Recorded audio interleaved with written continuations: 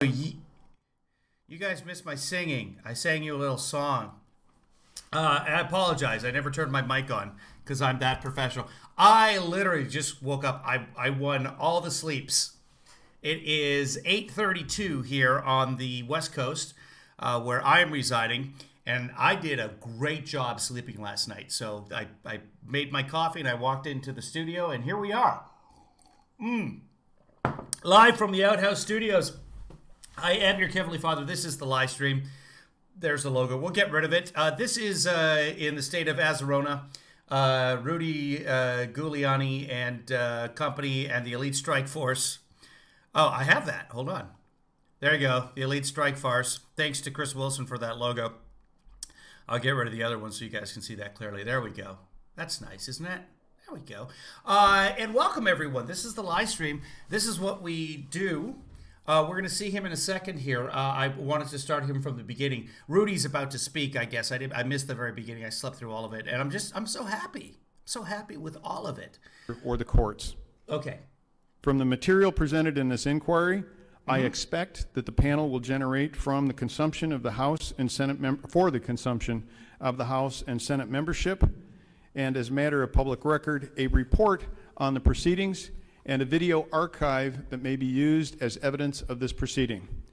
With that, Mayor Giuliani, please proceed. Which is pointless. Did we say that? It's pointless. Distinguished senators and representatives, thank you very much for giving us this opportunity to be heard. It's been difficult getting an opportunity to be heard. That's not going to work. It's America, after all, and our side of the story is legitimate. Our side of the story needs to be They have had plenty of opportunity to be heard, but they haven't made any allegations in court.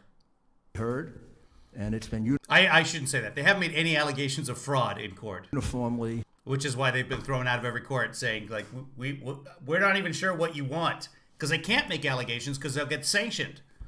censored by big tech, big media, the crooked Democrats, and basically people who are saying, don't show us the facts. We've decided already that this is a free and fair election. It was done perfectly. Please don't interrupt that narrative with the truth.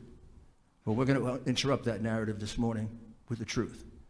I have with me Jenna Ellis, who's my co-counsel, representing the President of the United States. By the way, they've been to court several times, and they can't tell the truth. I had a meeting with the district attorney last night, or yesterday rather, a good friend of mine, and I said, so what could happen? And she says, well, if they sign any paperwork in court and hand it to the court, and they know it's a lie, they know that it's a false piece of paper, that's perjury. They could do prison time, which is why they're not willing to say anything in court, because it's all a lie, and they know it. This is all just a game. And others on our team who have helped put this together, they'll be testifying.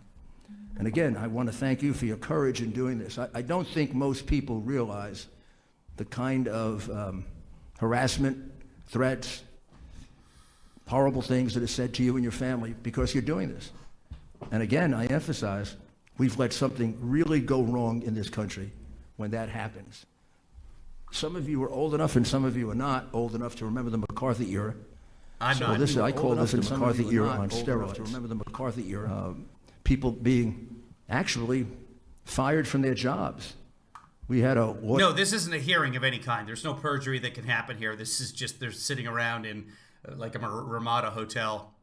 Who was handling one of our major cases, his very distinguished law firm, can't be really much of a law firm, said that he couldn't remain with his law firm if he represented the President of the United States. If that isn't censorship, if that isn't a form of despotism and distortion of the values of our country, I don't know what is. It started before. It's been going on for some time, like that kind of despotism and authoritarianism. It always starts slowly. You could see it in things done 10, 12 years ago. I think the pandemic released the tendencies of left-wing, socialist-leaning, socialist governors, congressmen, senators, to move to where socialism always moves to. in the history of socialism, which is an old idea, not a new idea, authoritarianism is always the end result. Because when the government controls property, the government controls. And it doesn't want to be interrupted by the stupid ideas of the dumb people of the country. The elite know better. Boy, doesn't that sound like America today? I mean, that was Russia, that was China, that is China. That was Poland, that was Bulgaria, that was East Berlin. Gosh, I thought we fought that and got rid of it. Never thought I'd see it in America. It's in America. It began with the revelation of the hard drive that proves substantial, major crimes on behalf of the Biden family. Censored, not allowed to be shown, not allowed on television, not allowed in the newspapers. Just, we don't want to see the facts, even though they may point out millions and millions of dollars. It just had no credibility. Going to a vice president from China, Russia, Ukraine, Romania, I can't remember all the places. Highly unusual for a vice president to become a multimillionaire while he's sitting in the office of vice president. But it happened, and he's the candidate of the Democratic Party right now. That was covered up. As soon as this election moved into the questionable stage, same practice was used. Cover it up, cover it up, cover it up. Big tech, big media, crooked Democratic leaders, big business that profits from the system the way it operates right now. Their desire is to make country not America first, but wherever America should be put so they can make a profit. We could be third, we could be fifth, we could be non-existent as long as they're making a profit. They have no sense of how important this country is to the, really, to the survival of the world as a decent place. There is no other country that puts its men and women's lives at risk to save other people. That country doesn't exist on Earth. It's that us. is complete nonsense. And if we destroy the essential nature of this country, nonsense. The world's in for a terrible period of time. Well, specifically to this election was the subject of a conspiracy that goes back before the election. A conspiracy that was hatched by the crooked leaders of the Democratic Party. And let me say this to all Democrats. 99% of Democrats are just as honest, just as good, just as decent as Republicans. They may not be as correct on the policies, but we can forgive that. Oh. Some of my best friends and relatives are Democrats, and they're not correct on the policies. They believe the same thing about me, but they don't cheat. They don't steal votes. They don't sell public office. Some of them married me. The very, very top of the Democratic Party has been corrupted badly since Clinton, and it's carrying itself through, and it hasn't been exercised. The head hasn't been cut off yet of that corruption. This conspiracy isn't limited to, but as you hear the testimony, I think you'll figure it out, just like the people in Pennsylvania, and later in the week, the people in Michigan. It centers around the mail-in ballots and the absentee ballots. We've been warned for 20 years that going to major mail-in ballots as a way of doing our elections will be fraught with tremendous fraud.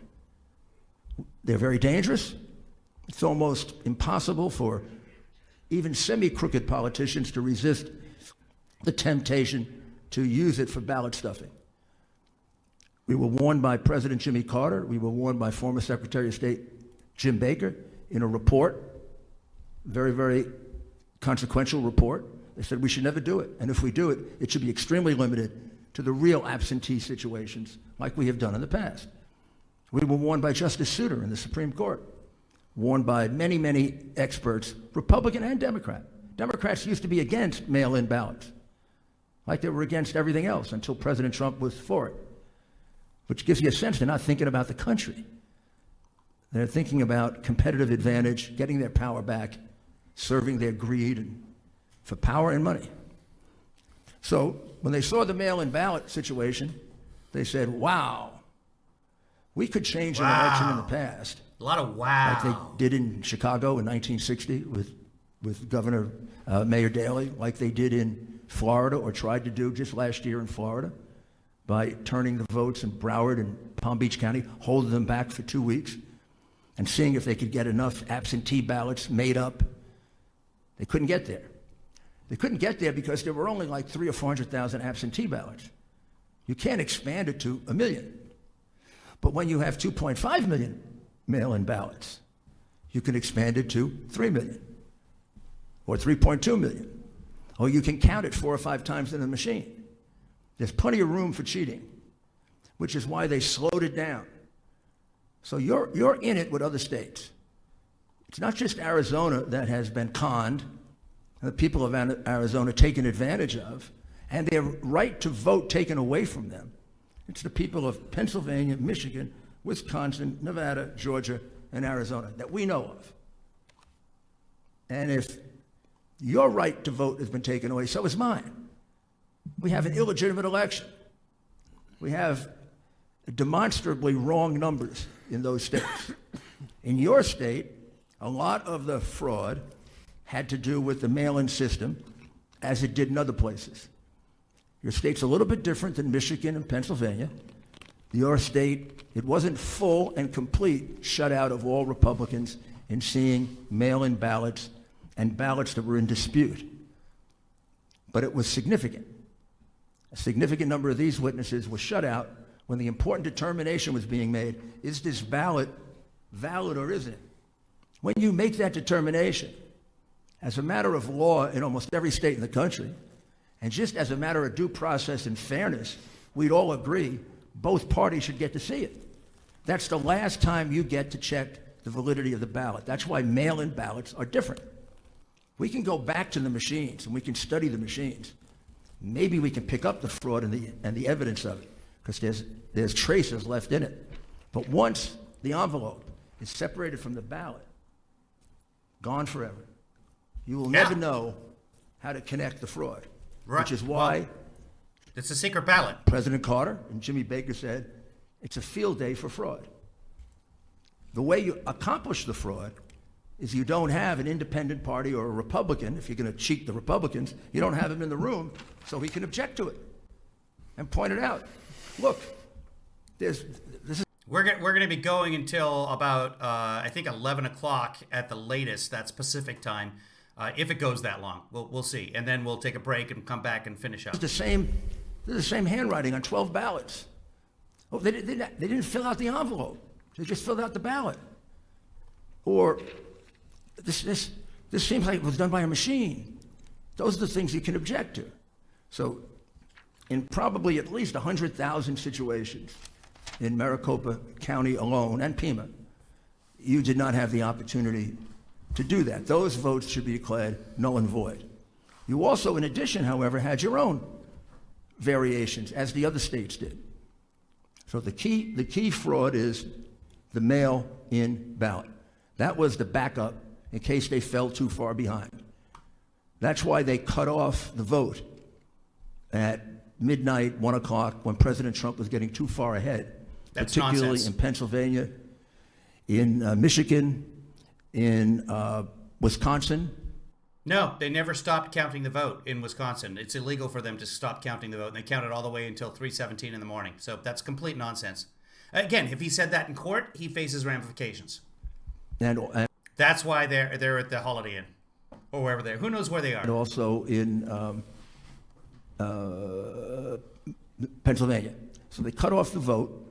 He was getting up to 800,000 in Pennsylvania. I know. I just wish the discount Drew Barrymore would like jump up on the table and be all like, and everyone's like, no. 300,000 in Michigan. He was even further ahead in Wisconsin. They cut off the vote. That's they where he turned was. things off. They chased everybody out, and then it's not your concern, except for the fact that you got to look at this somewhat in total. They Completely started untrue. bringing in false ballots. Completely untrue. We have 3 Is it the witnesses days to in? 100,000 of those ballots being brought in at 4:30 in the morning in Detroit with no Republicans around that they knew of. Days Inns don't even have like conference rooms. They're probably in the lobby. Is there a cornflakes machine behind them? Luckily, we had 2 that stayed behind and a Dominion employee They couldn't afford the Motel 6. This is Motel 5. who was willing to be honest. Not all of them are honest. So the point of that is you're part of this fraud. You also had numerous situations. There's nowhere to get this from. This is what Rudy does is he looks at idiots on Twitter making allegations, and then I can't believe this, and then that's what he's talking about right here. It's look at this mathematical anomalies. It's just all nonsense. Of your workers, your citizens observing The waffle iron. That's poll the one you. officials helping people. Are those not one of the coolest things that none of us have at home? Does anybody have one of the waffle? You know the ones where you pour the batter in and then you wait and then it dings and then you flip it the other way? The greatest invention of all time. I don't know why you have to flip it up the other, because it's heated on both sides. I've never understood that. But the flipping, that's the funnest part of breakfast. People vote to the point of telling them For Rudy, they rent by the 5 minute. who to vote for. Clear fraud. You have situations of poll workers being observed changing votes, taking ambiguous votes and making sure they were cast for Biden. Really? And you have situations. Well, then why the fuck didn't you bring that up in court? Because that is a huge, huge allegation. Of stuffing the ballot box. And we will try to quantify those. Those are harder to quantify. But the ones involving the exclusion of observers are quantifiable, and that's 100,000. So let me spend just 1 minute, and then we'll get our witnesses out on Dominion. Dominion is a foreign company. It's a Canadian company. It has an office in America, but it's a foreign company. Question number one. I have to believe the people of Arizona had no idea a foreign company was counting their vote.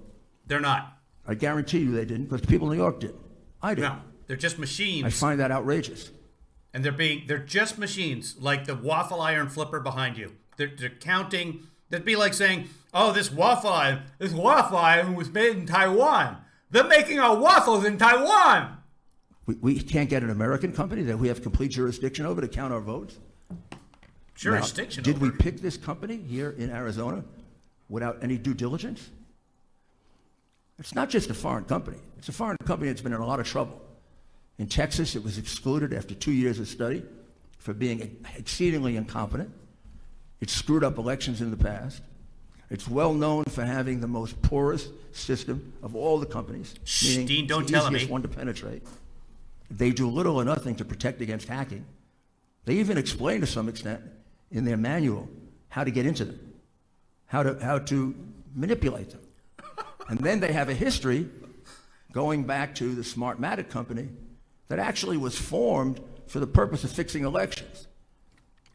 With Hugo Chavez? I don't know who makes the choice in your state of who should be counting. Please say Hugo Chavez. Please. This is why they kicked off Sidney Powell, by the way, because of this nonsense. And he's just going right in there. Votes. But I know that person either is exceedingly. By the way, did you guys hear? Remember that state senator in Pennsylvania, the Righteous Indignation, who was playing to the audience of dumb last week? Well, he went to the White House. They brought him and his kid to the White House. Maybe wife too. I don't even know. Anyway, he got COVID. He got tested at the White House and he walked in to meet the president. And a couple of minutes later, they came in and said, sir, we need to speak to you. Got COVID. Naive, or much worse. If this wasn't known to the person making the choice, then you got to change the whole system. Finally, you don't have to wait to change your system. We don't have to endure a phony election and the biggest voter fraud in our history and end up with a tainted election and go down in history as a country that didn't have the courage to deal with it. Go down as the first group of Americans that didn't have the courage to stand up. That's the reason to move the goalpost after the election. Otherwise, you're going to be known as a fraidy cat. It's When compelling. their freedoms were being taken away. Yeah. We'd be the first. Uh-huh. When I see some of these leaders cower at the idea of doing what the Constitution gives them the power to do, I become very discouraged about, can we really stand up to this invasion on our, what's been really an invasion on our freedom of religion, our freedom of speech, and now our right to a fair and honest count. That's all we want. I mean, the one thing you will come away with here is the vote as it presently exists is false. It's fraudulent. If they certify it, they are certifying a false statement to the United States of America. Gosh, when I was a prosecutor, that was a federal crime. False statement to the United States in probably the most important matter we have, this election. If you certify the completely legal election with no actual evidence of massive fraud, none, if you certify that, you are committing a crime and you're going to jail for treason, probably hang you. Of our commander-in-chief. I mean, I can tell you where the false statements and where the numbers end. It's Governor Ducey who has to certify things in Arizona, and that's about to happen. A Republican governor about to happen. Up, but that doesn't even matter. It is clear that the numbers are false. Sorry. According to the Electoral Count Act, the governor has to certify the group of electors. Arizona, probably the Secretary of the State is the one who certifies. We'll find out in a couple of minutes here because it's going to happen at 10 o'clock Pacific time, about 11 o'clock. We'll kind of watch that and we'll tune in if it happens. It's clear. If anyone sees that, please let me know in the chat room or a DM or what. Actually, I don't read my DMs. Just call me. That you have included ballots that weren't properly inspected. It's clear that you're including ballots that were voted by other people. It's clear that you're using. Chris Wilson says, discount Drew Barrymore. Looks like that girl in class that shows up after an all-night bender trying with all her will to not puke. She does. She looks like she's about to play board golf and chess. Oh, I screwed up that. Oh, that was like a Queen's Gambit reference, and I just screwed that up, guys. I'm sorry. It's so weird. I just woke up 10 seconds ago. Machines. Yeah. That have been shown to be totally manipulated in other places, and you won't give in other places us the opportunity to examine those machines. Yeah, when they have a hackathon and they take the machines apart, they can be manipulated. Yes. Guess what else you can do that to? Any computing device. I think anybody. Oh, hold on. Congratulations, David Mickelson being first. David, you want to do a Seahawks watch party tonight? I figured out how we can. I think 10 of us in a room can actually watch the Seahawks together. Who puts their name on that is getting very close to committing a crime. And I think anyone who stands by and lets it happen, maybe they're not committing a crime. Maybe they're not committing a crime, but they should definitely be put to death. They've lost the sense of what it means that we have to fight to protect our values and our rights. Because there are always people, both externally and internally, who want to take them away. And I'm going to ask you to fight. And I'm going to ask you to try to implore the other members of your legislature to stand up to this. Do not be bullied. Do not be frightened. Are we going to see evidence today? I really hope we see evidence. You can save the right to vote in America. In fact, I may get you a... Freedom clap, everyone. Do this at home. Otherwise, you're a terrorist. Freedom clap. In fact, I can get you a chapter in Profiles in Courage if you do that. Because at times in our history, certain men and women have stepped forward and lost their political career. That's actually a fairly big ballroom. It's very, very, very similar to losing your life on the battlefield. A sparsely packed That's ballroom. really what's required right now. Under the Constitution, and we are going to give all of you the memorandum from Professor Eastman, very short and very direct, and you can just go to the third page. It makes it very clear that under Article 2, Section 1, Clause 2 of the document that guides us, we're not guided by your governor. We're not guided by your Secretary of State. We're not guided by Joe Biden. We're not guided by the New York Times. And we're not guided by all those stations that call the election. You know what we're guided by? The votes of the people. In Arizona, the popular vote gets to nominate the electors. That's how it works. That's the law. We're guided by the law. The Constitution of the United States. Which designates the legislature, which then created laws. And the Electoral Count Act says whoever has the most votes, according to the law that's in place on the 8th of December. So you better get these people to change the law. That's their plan, by the way. They're trying to get the legislature and the governor to change the law. David Mickelson said, how can he claim people are being denied their right to vote? According to Rudy, many people voted multiple times, and even dead people voted. That's about as inclusive as you can possibly be. Correct. Freedom clap. The Constitution of the United States says that you, the legislature of Arizona, have the plenary power to regulate the selection of electors in a presidential election. Right. The Supreme Court, in the case And they've done so. They've used that plenary power to create plenary laws. Do you see how that? And those laws are currently in place. that you will see cited there in McPherson has already answered the question that many ignorant talking heads who really shouldn't be representing anyone because they're incompetent. Language. On television, they say, well, you can't change it retrospectively. You can only change. No one says you can't change it retrospectively. They say you can't change it retroactively. And I resent that. I'm not an ignorant talking head on television. I just do a webcast. Change it prospectively. Now, I doubt whether they know the difference. Is he doing an imitation of himself? Between retrospect. You can only change it prospectively. Now, I doubt whether they know the difference between retrospectively and prospectively. But I don't want to be mean. Ha. The United States Supreme Court, I think it's in 1892, No one says we're going to change anything retrospectively or prospectively. said you can change it at any time. Yes. This is what I'm saying. This is what they're trying to do. He's trying to get them to change the law by December 8th, which is the safe harbor day, which is when the law. So they're familiar with the electoral, but if they're familiar with the Electoral Count Act, then they also must well, maybe they're not. Actually, it is possible that they're just not familiar with it, because even if they get the state to do that, even if they get Georgia to do it, there's no way they get any other states to do it, because every other state that matters, swing states, has a governor that's a Democrat that's going to block any change to any law, and so they still lose by 279 electoral count votes. Constitutional power solely. You don't share it with anybody. That clause doesn't say Congress. It doesn't say governor.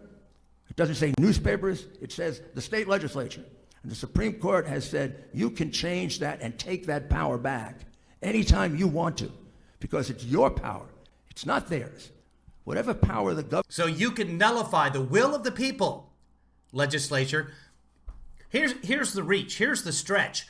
Is the Republican Party, are the Republican candidates in those states willing to nullify the will of the people and think that they can get elected again? Governor or the Secretary of State think all in a completely lost cause. They're exercising. It isn't theirs. It's the legislature's. You can take it back.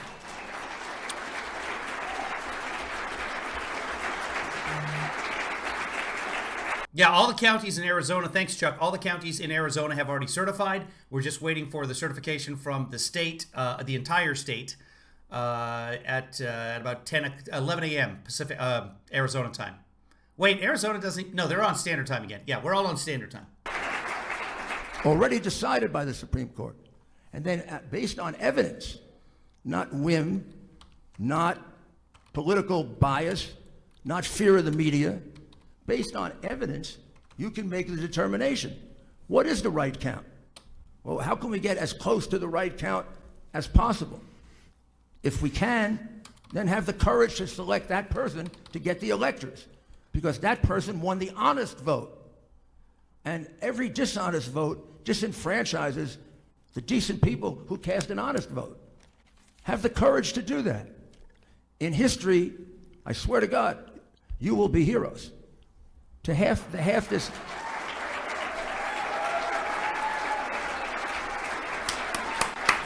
If you can't make a determination, then don't certify. That's I want to see the table. Are the people at the table actually clapping? happened before. If they have screwed this up so badly that you really can't make a determination, then. I got a poop joke. Dell says, I farted so loud earlier the voice recognition software on my PC wrote an entire Giuliani speech. Answer is, That's quality bathroom humor right there, Dale. You get a ding for that. you do not certify. You can't honestly put your name on a document that sends them the right result. As decent, honest people, They don't certify. The legislature doesn't certify, so we're good. that's what you should do. I know I will probably, this is probably the wrong tactic, but we're down near the end. I don't see how any decent, honest person. This is probably the wrong tactic, says Rudy Giuliani. That is correct. It is the wrong tactic. Could let this happen. I do not see how any decent, honest person could let this happen. So, with that, I just tell you that the current... But it's just crazy enough to work. The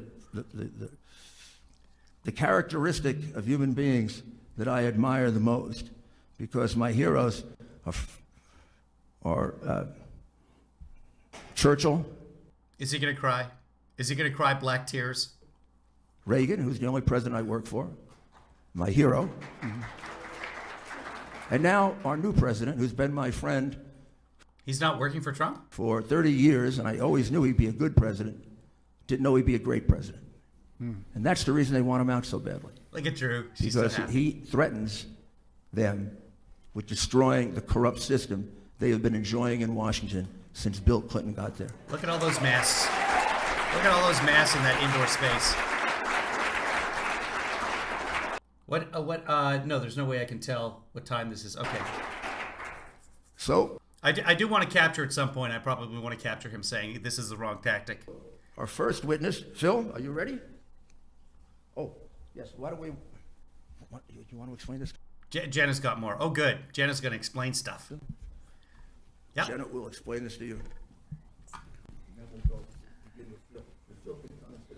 And good morning. Thank you so much to the panel and the Arizona legislature for having us today. This is incredibly important, and I can't underscore enough what the mayor has presented today about the opportunity that you all have to make sure that you use the constitutional provisions that our founders so keenly foresaw would be necessary for today. And this document that we want to present to you is called the Constitutional Authority of the State Legislatures to Choose Electors. We will... So the Founding Fathers did not see this happening. They did not see this, and that's why in 1876, during Reconstruction, after the Civil War that we had 4 states that sent 2 sets of electors. They did... The Founding Fathers were all long dead before this happened. And that's why we had the Electoral Count Act in 1887. Those fathers... They figured, oh, okay, well, we better do something so we can avoid this. And they did. And now we're going to face that, and they can't win. Present to you the facts, the evidence, and the witnesses so that you can make that determination. But we want you to have the research from someone else who is a constitutional law expert so that you can hear from someone else besides us that is also affirming the argument that we make today. And this document is very short, but it talks about the McPherson versus Black. It's not even in a binder. Like, how can we take her seriously? Case, which for reporters, I would encourage you all to look it up and maybe write some articles about it. Which short, but it talks about the McPherson versus Blacker case, which for reporters, I would encourage you all to look it up and maybe write some articles about it. It's 146 US 1, and if you look at page 35, this was an 1892 case. And it says, nonetheless, the constitutional power to decide on the method for choosing electors remains exclusively with state legislatures. Right. The Supreme Court has described the constitutional authority of the state legislatures to determine the manner of choosing electors as plenary. It has even noted that whatever provisions may be made by statute or by the state constitution to choose electors by the people, there is no doubt of the right of the legislature to resume that power at any time. And after you hear the facts... Right, and they can. They can't vote that they're going to destroy the will of the people and they're going to send those electors themselves. They have to do that by December 8th, and there's not enough states that will do that. So yes, that's accurate. Okay, so you got Georgia, Arizona. Nevada's not going to change. You got a Democratic governor. You got Democratic Governor Wolf in Pennsylvania. In Michigan, you got Gretchen. She's not going to do it. In Wisconsin, Democratic governor. It's not going to happen. And the evidence today. And we will give you this document to read, to be able to cite, and to draw firm grounding on your Article 2, Section 1.2 authority.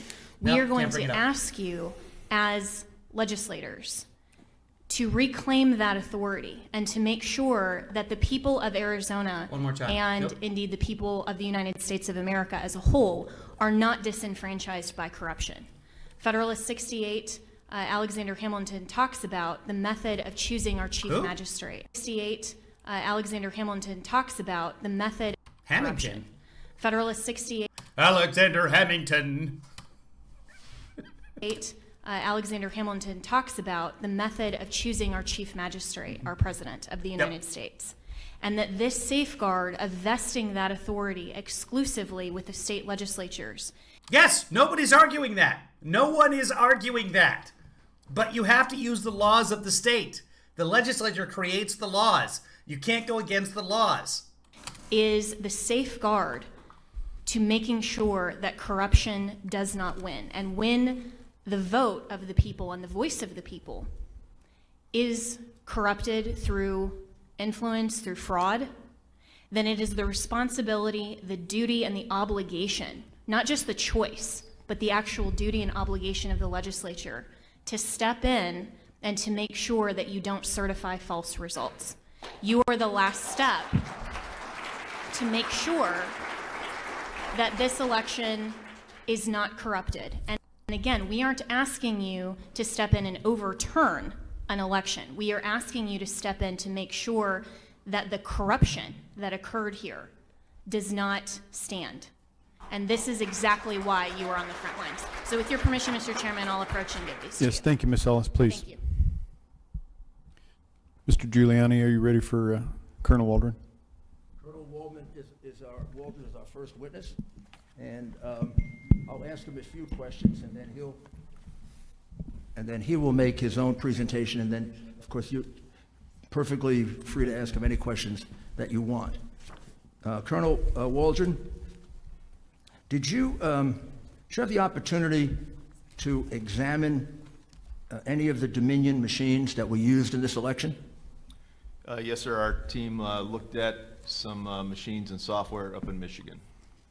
So you know that Dominion machines were used in Maricopa County to count the vote. Correct. And they were also used in Michigan. Michigan, Georgia, Pennsylvania. And the several machines that you observed, took a look at, were able to examine, were used in the Michigan vote? Correct.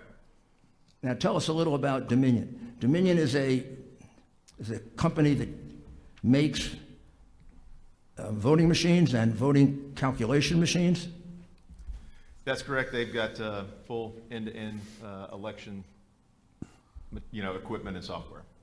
And the actual software in the Dominion machine, is that Dominion software or is it someone else's? Dominion is more of a hybrid. Over the years, they've acquired other voting companies, Sequoia and Premier. Sequoia was spun off of SGO. As is the case with just about every company after a period of years, you acquire and merge with other companies. That's not unusual. And Premier was spun off of Diebold as a result of the antitrust lawsuit. Sequoia is the company that was involved in the very serious miscalculation of the Chicago. Okay, I've done a little bit of research on the McPherson versus Blacker, v. Blacker, and I'm not a constitutional expert or Supreme Court lawyer by any means, but I have played one in a sexual harassment corporate video. All that is just affirming that the states have the right to create whatever laws they want in order to appoint electors. And Arizona has already stated in law, they've created their own laws that say that it's going to happen by the popular vote. Nebraska has it done by district. Maine has it done by district. Both legal. Everybody else, popular vote. All legal. That's all that case said. There was some argument where Michigan created congressional districts instead of popular vote. And some of the electors were not happy with that. So they had a court case, and the Supreme Court said, hey, whatever the states want to do. And that's where we are. That's what that state was, or the McPherson v. Blacker. Vote in 2007, wasn't it?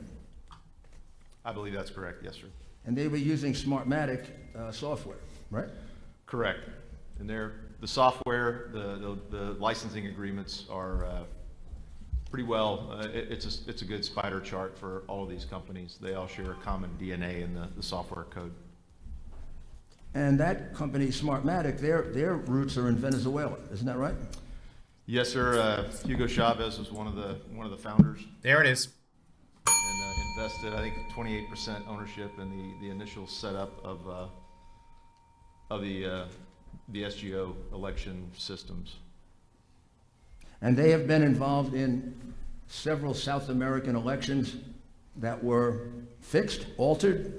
Argentina, Bolivia, Singapore, Venezuela, Italy, several. And just to simplify things, and we can make this available to you, and we have several witnesses that go back to that period of time who were involved in the vote fixing, who have looked at the vote pattern in Arizona and elsewhere, and said that the pattern matches the way in which Dominion and Smartmatic, companies like that, fix votes. Isn't that right?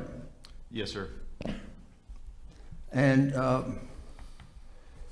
what did you, well, let me ask you this other question. Yeah.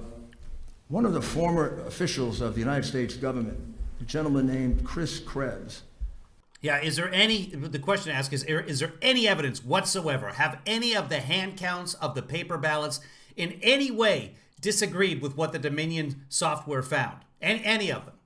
the former DHS official, shortly after the election, he made an announcement that many of these people refusing to take a look at any evidence are relying on. What did he say? Mr. Krebs was the director of CISA at DHS, and he basically said that this election was the most secure in history. The most what? Most secure in The history. most secure in history. And partially that was because the states do an excellent job of validating voter rolls, and that this equipment is not connected to the internet. That was in his. He said this equipment, which was largely Dominion and several others, is not connected to the internet. Is that correct? Yes, sir. Now, is Dominion on his council? Dominion was on Mr. Krebs' Election Security Advisory Council. And is there, and we'll get to it, we'll witness it, is there substantial evidence, not only here in Arizona, but in other states like what we presented in Pennsylvania, that Dominion was in fact connected to the internet? Are you referring to information other than the user's manual? Well, let's go back to the user's manual. By the way, he just perjured himself. If this was a trial, in the statement from Chris Krebs and the rest of CISA, the joint statement from Elections Infrastructure Government Coordinating Council and the Election Infrastructure Sector Coordinating Executive Committees, not just Krebs, but hundreds of people on these committees, there's nothing in there saying that the machines weren't connected to the internet. There's not a problem with the machines being connected to the internet, especially, specifically in places which are 95% of the country, places where you have paper ballots. So that can all be tracked. Tell them about the user's manual. The Dominion Suite User's Manual is about 1.5 inches thick. Oh, no. And There's a lot of information in the manual. Fraud! my team went back through the user's manual and looked at all the instances where in the user's manual it tells operators to connect the Ethernet cords to the router, and it is the systems are connected to the internet. So, some of them are and some of them aren't. I mean, you have that option. That's fine. Why would you? Well, we want you guys to buy these election machines, but once you put them out there, you're going to have no idea what's going on. Can you update them remotely? No. Can you just do it en masse? Nope. You got to do every individual machine, all 20,000 individual machines, one by one with a USB hard drive. But it cannot connect to the internet. We're just against the Internet of Things in general. And then what evidence do you have that there actually was connection to the internet? Which would have been fine. Our teams looked at spider graphs of the Dominion network on election day and showed the increased web traffic, internet traffic on election day for Dominion servers. So on Election Day, Dominion was communicating by internet. Correct. They are always communicating by internet. That's how it works. Contrary to what Mr. Krebs said or thought. Mr. Krebs never said that. That is correct. Anyway, what he's saying is that there was an increased traffic on Dominion servers, the servers that Dominions use on Election Day, but that may or may have anything to do with any of the machines, the counting machines in the United States. And it could have just been, and we don't know how much of an increase, and it could have been completely unrelated, and it could have been just state and or local officials going to Dominion and looking at help pages and saying, well, how do we've got this thing is jammed. Do we do it this way? What button do we press, etc.? Because those would all be on Dominion servers, all the help pages. All the 1.5-inch manuals would actually be digitized on those servers. And tell us now, how do they take us through how the vote can be modified, and then take us through what you saw. Did you guys hear the COVID in the room? In the machine in Michigan, where they did actually modify the vote. So my background in the military, started off my career as an air cavalry officer, flying helicopters, counter reconnaissance. Moved later into information warfare as an information operations officer, running. Well, he's spewing on. This could have happened. This is how you would do it if it happened. This is from the actual statement, from the joint statement and the executive committees, what they're talking about with Krebs. When states have close elections, many will recount ballots. All of the states with close results in the 2020 presidential race have paper records for each vote. Every single vote has a paper record, allowing the ability to go back and count each ballot if necessary.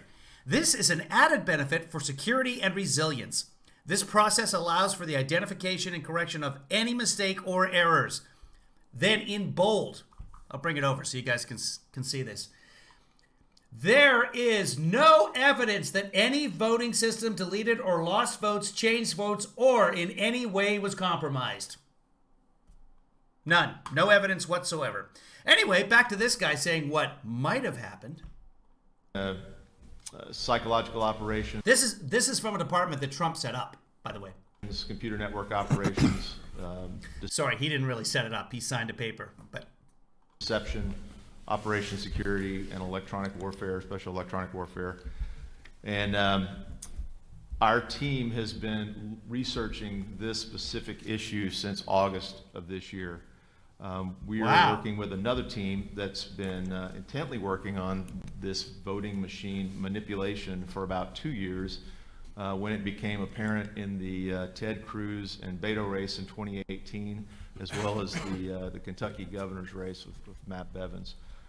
We saw significant anomalies in those races, and that's kind of the experience or our background working with this system. And I would tell you, as an unconventional warfare information operations, information warfare specialist, the American populace is facing an unconventional warfare scenario, and this is information warfare. This is unconventional information warfare. That's what the election was. We have paper ballots. We have a paper record of all of this, but it's the computers. Now, not a single incident that can be proven of any votes changing. Not a single vote being changed by the computers, but it's the computer. That's how good they are. The voting systems in the U.S. and Arizona, Dominion, and several of the other machines were built to be manipulated. And as the mayor said, they've been used in elections around the world with questionable results. And we believe that these same questionable results are present in this election. Again, my background as an information warfare officer is... Oh, that's what he does. Okay. So he's an information warfare officer. That's what he calls himself. That's his job. So when you're a hammer, the whole world looks like a nail. This is what's happening here. Get in and corrupt these machines to conduct strategic influence operations. Yeah. How do I get the enemy or a targeted population in a foreign country to We're a targeted population. think and act a certain way. Yeah. These machines have multiple points of injection that are Yeah, vulnerable he does. What's everywhere up? from the server level, where passwords, accesses Rudy are doing? posted for the dark Is he web tucking for himself any as we hacker speak? to get in and access them. And what they can do at the far right limit is download CSV files. He's or taking like an his Excel pills right spreadsheet, now. Rudy's taking his pills. change the columns and re-upload them. Time and a place, buddy. Time and a place. That can be done at the server level.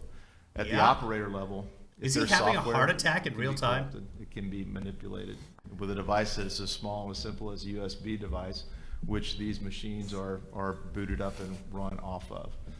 So the little bit of history, Rudy's got those pills from Limited. Watch him turn it on right now. It just outthink us all. and I can show you some charts on the DNA of these machines, but the common software goes back to SGO Smartmatic. As Mayor mentioned, they sold Sequoia voting Dr. Howard, a doctor, by the way, Dr. Howard says he's probably taking nitroglycerin for his lack of a heart. That is probably true. systems to Dominion in 2010, and then It's a little blue pill. If your hearing lasts for longer than 4 hours, Diebold spun off the Premier election system to Dominion as a result of the if your election lasts for longer than 4 years, antitrust concerns. I believe that was also in 2010. So the bottom line is that these systems all have similar code and similar functions, and it's displayed in their operator's manual. So, I know it's kind of been, in the press, it's kind of been poo-pooed that, this doesn't go back to Hugo Chavez. But I personally debriefed the son of a Cuban intelligence officer who had now he's falling asleep. Those were sleep. Oh, Jake Nabbitt took the trazodone.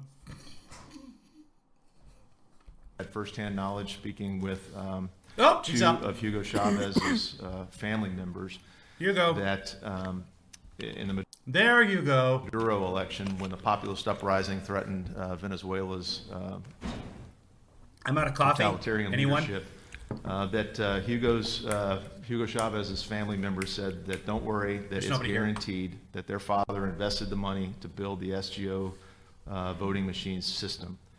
So in a nutshell, these systems are not what you've been told, if you've been told anything.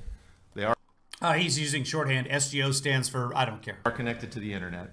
There is no transparency of how the voter information is processed, moved, and stored. And as a matter of fact, these companies have refused to. As a matter of fact, we have paper records of all of this.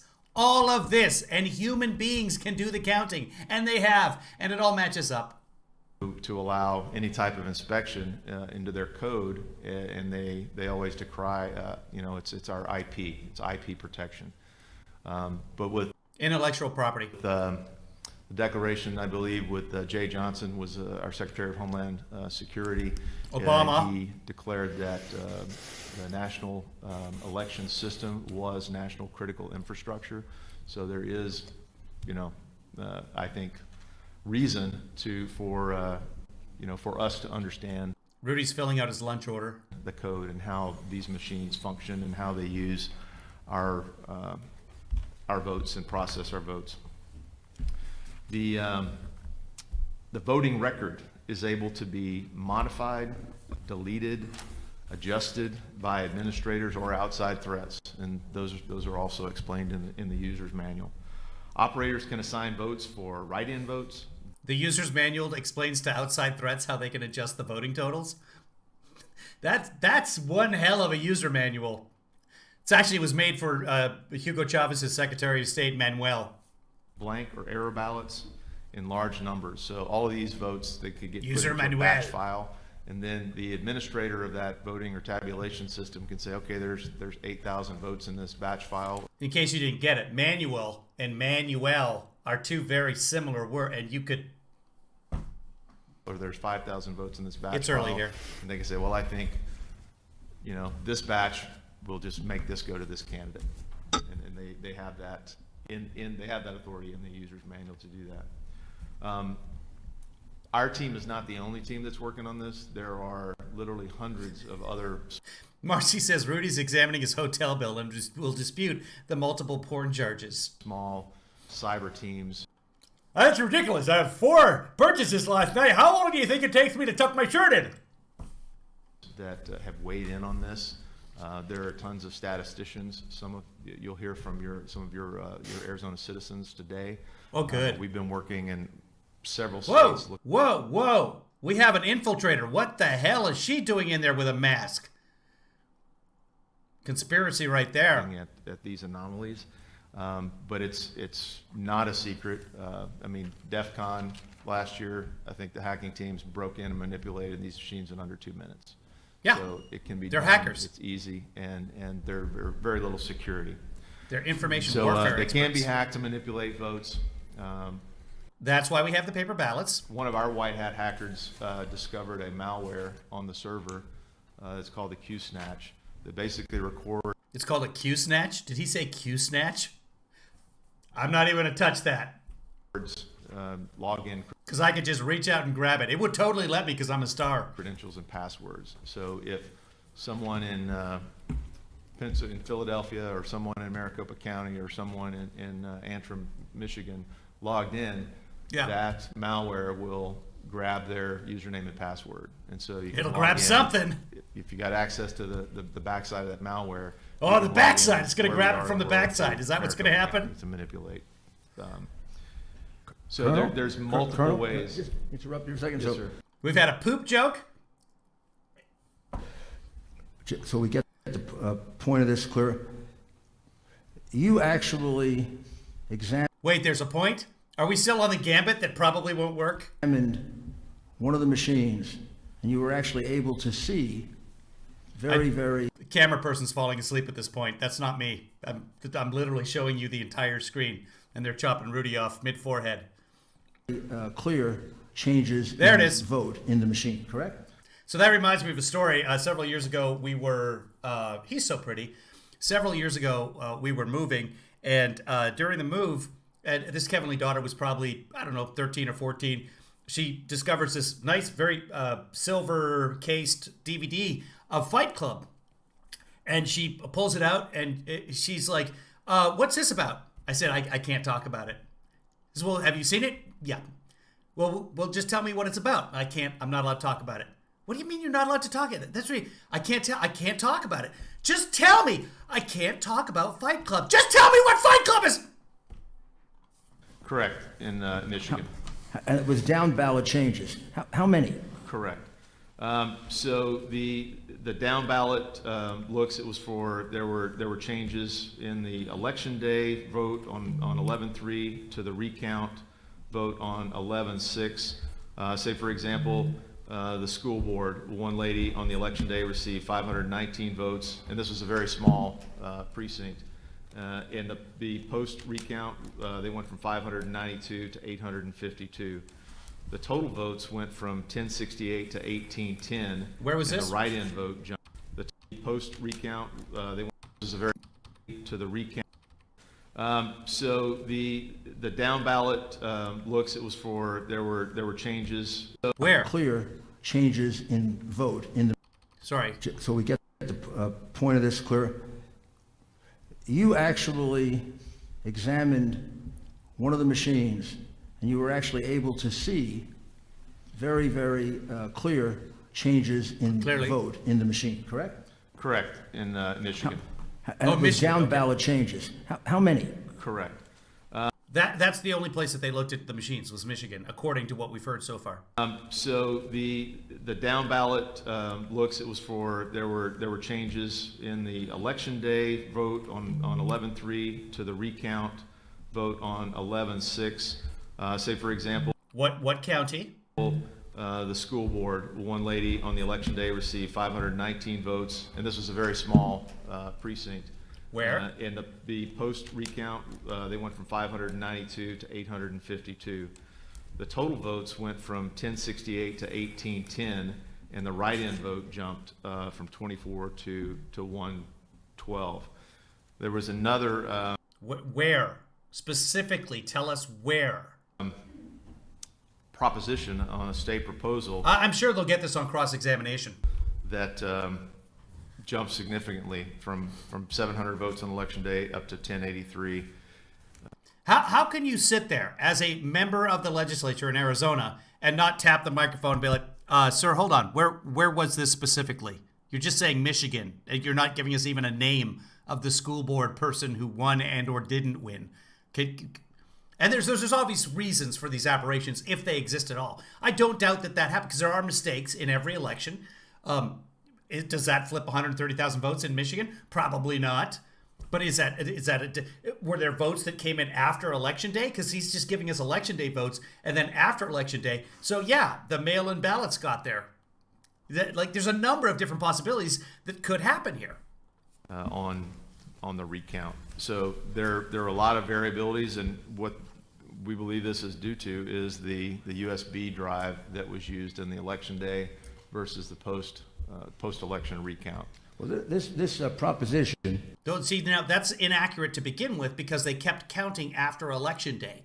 So do we know which county it was? Because some of them did, some of them didn't. Some of them finished very early. They were small counties. He was saying it was a small county, so it's possible they finished on Election Day counting everything. But we don't know. He's not giving us any information. He's having a warfare on that information right there. When I see, I think we should give them a copy of this, make this available to them. Yeah, because I'll see if I can find it. it shows on the day of the election, this is a proposition about the use of future revenues generated from oil and gas bonuses. And I take it was fairly controversial. So the first vote was 774 for, 508 against. The second vote was 1083 for and 206 against. Quite a difference. Now, how did that difference come about? How do you accomplish that difference? How does the machine change from after the votes are cast? Google knows nothing about this. What does the machine remember other votes? So there's a card that stores the votes, and it's run against the algorithm that's put on the USB card into the actual machine and the tabulator, and that difference was basically the tabulation algorithm. Why? Excuse me for my ignorance, but why would you put an algorithm I cannot. in if you have a vote that's 774 to 508? That's Why wouldn't you just look and see, was that the correct vote? I knew this would all come back to algorithms. Why do you put an algorithm in which is introducing an outside force to what should be an internal It's not process? the way it works. to shift things how you like them. When you look at moving these algorithms around through They have paper records of all these votes. the different precincts, you can achieve quite a number of aggregate. So all of these precincts, that's what they're alleging. That the Democrats, 99% of whom are great people, almost as nice as Republicans, that in every single precinct, there were people manipulating these USB algorithms to change the votes. That's what they're alleging. And their evidence is one school board race, Ballot shifts. but they won't tell us where it is. So this was one instance and one recount and one small. So when they precinct. looked Tell at us. the machine on election day, it was 774 to 508. When they looked at it again on the recount 3 days later, it was 1,083 to 206. Is that right? Correct. And that happens because of an algorithm, not because anybody changed their vote. The elections clerk did write an affidavit, and they basically said that we'd followed all the procedures on election day as well as a recount. See, Al Gore set this all up when he was setting up the internet to begin with. So, I mean, what did we expect? And these were the results that the election clerk. We're also posted going on to the submit recount. this study. It's quite complicated. I fell asleep last night reading it and had We don't have to admit that, Rudy. dreams about internet surveillance and all kinds of things. I propose getting an expert to look it over, but it shows It's one page long.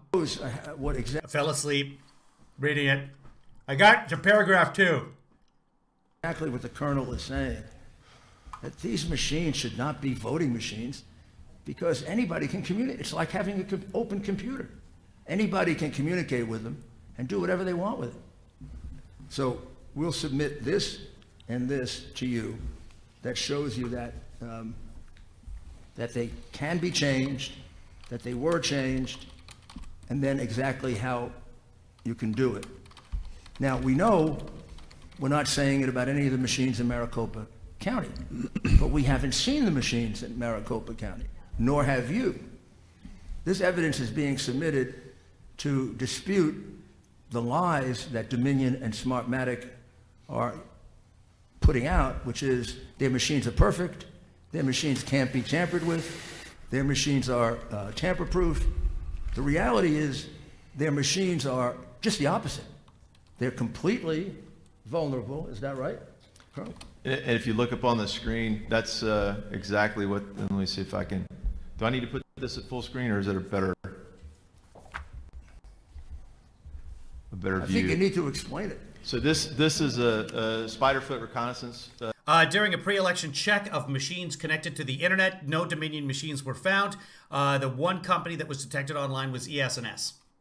A tool that looked at DominionVoting.com network that was analyzed on November 3rd. What is happening now? And basically this shows I don't know. vulnerabilities. It shows volumetric It's probably a single camera feed, but let's find out. internet traffic, the raw data. It shows all of the web server's physical coordinates, all the vulnerabilities that are associated with the server. But basically, it does show that this was connected to the internet on voting. Even on a The sample volume of traffic basis, was significant, and the vulnerabilities there are plenty of vulnerabilities that hackers could penetrate the system. Can you tell if some of those communications went outside the United States? We did observe packet traffic that were going from the U.S. Now, we don't know if it was specifically Dominion traffic going, but to a server in Frankfurt. In Frankfurt, Germany. Here we Excuse go. me, Mr. Mayor. And who has it? Could, Colonel Waldron, could you just take a moment and explain packet traffic? Because there's probably a lot of folks who are not sure what that is. So it's bits of information that are sent over the internet from internet protocol. We're about 26 minutes behind real time, so I've got the OAN feed up now. I don't want to miss any of this, so we'll just stick with it for the next, let's see, 27 minutes or so with pauses. But I've got Rudy up here. Rudy keeps speaking, basically. So we'll switch over to the OAN feed when we can. It looks like they've got a better camera on Rudy. Call from one point to another. Thank you. What's in Frankfurt, Germany that would be of interest? Well, we looked prior to the election. One of our white hat hackers, and found that there was traffic in a Seidel server. Seidel is one of the companies, and I can show you we mentioned before the interconnectedness. Not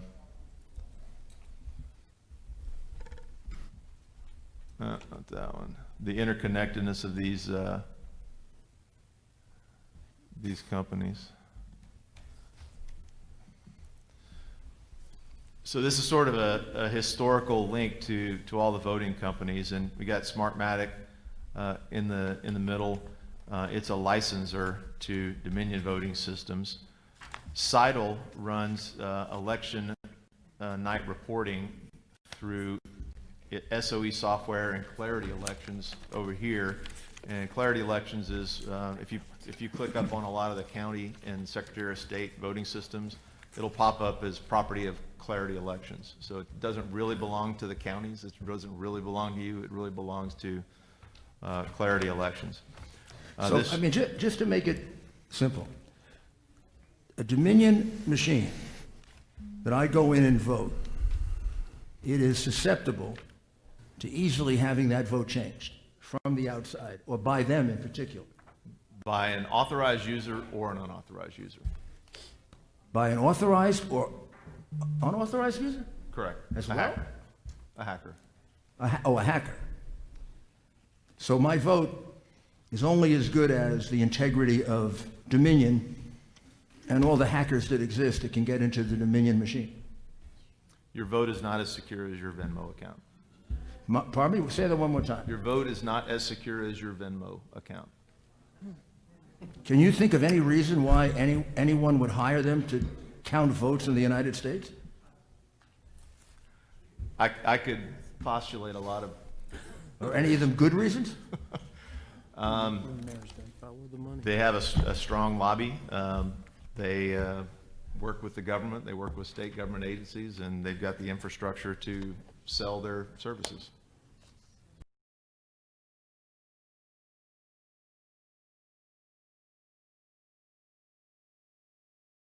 What could go wrong? Can you now look at, in reference to Arizona, the analysis you did of the vote in Maricopa and Pima counties that was reported?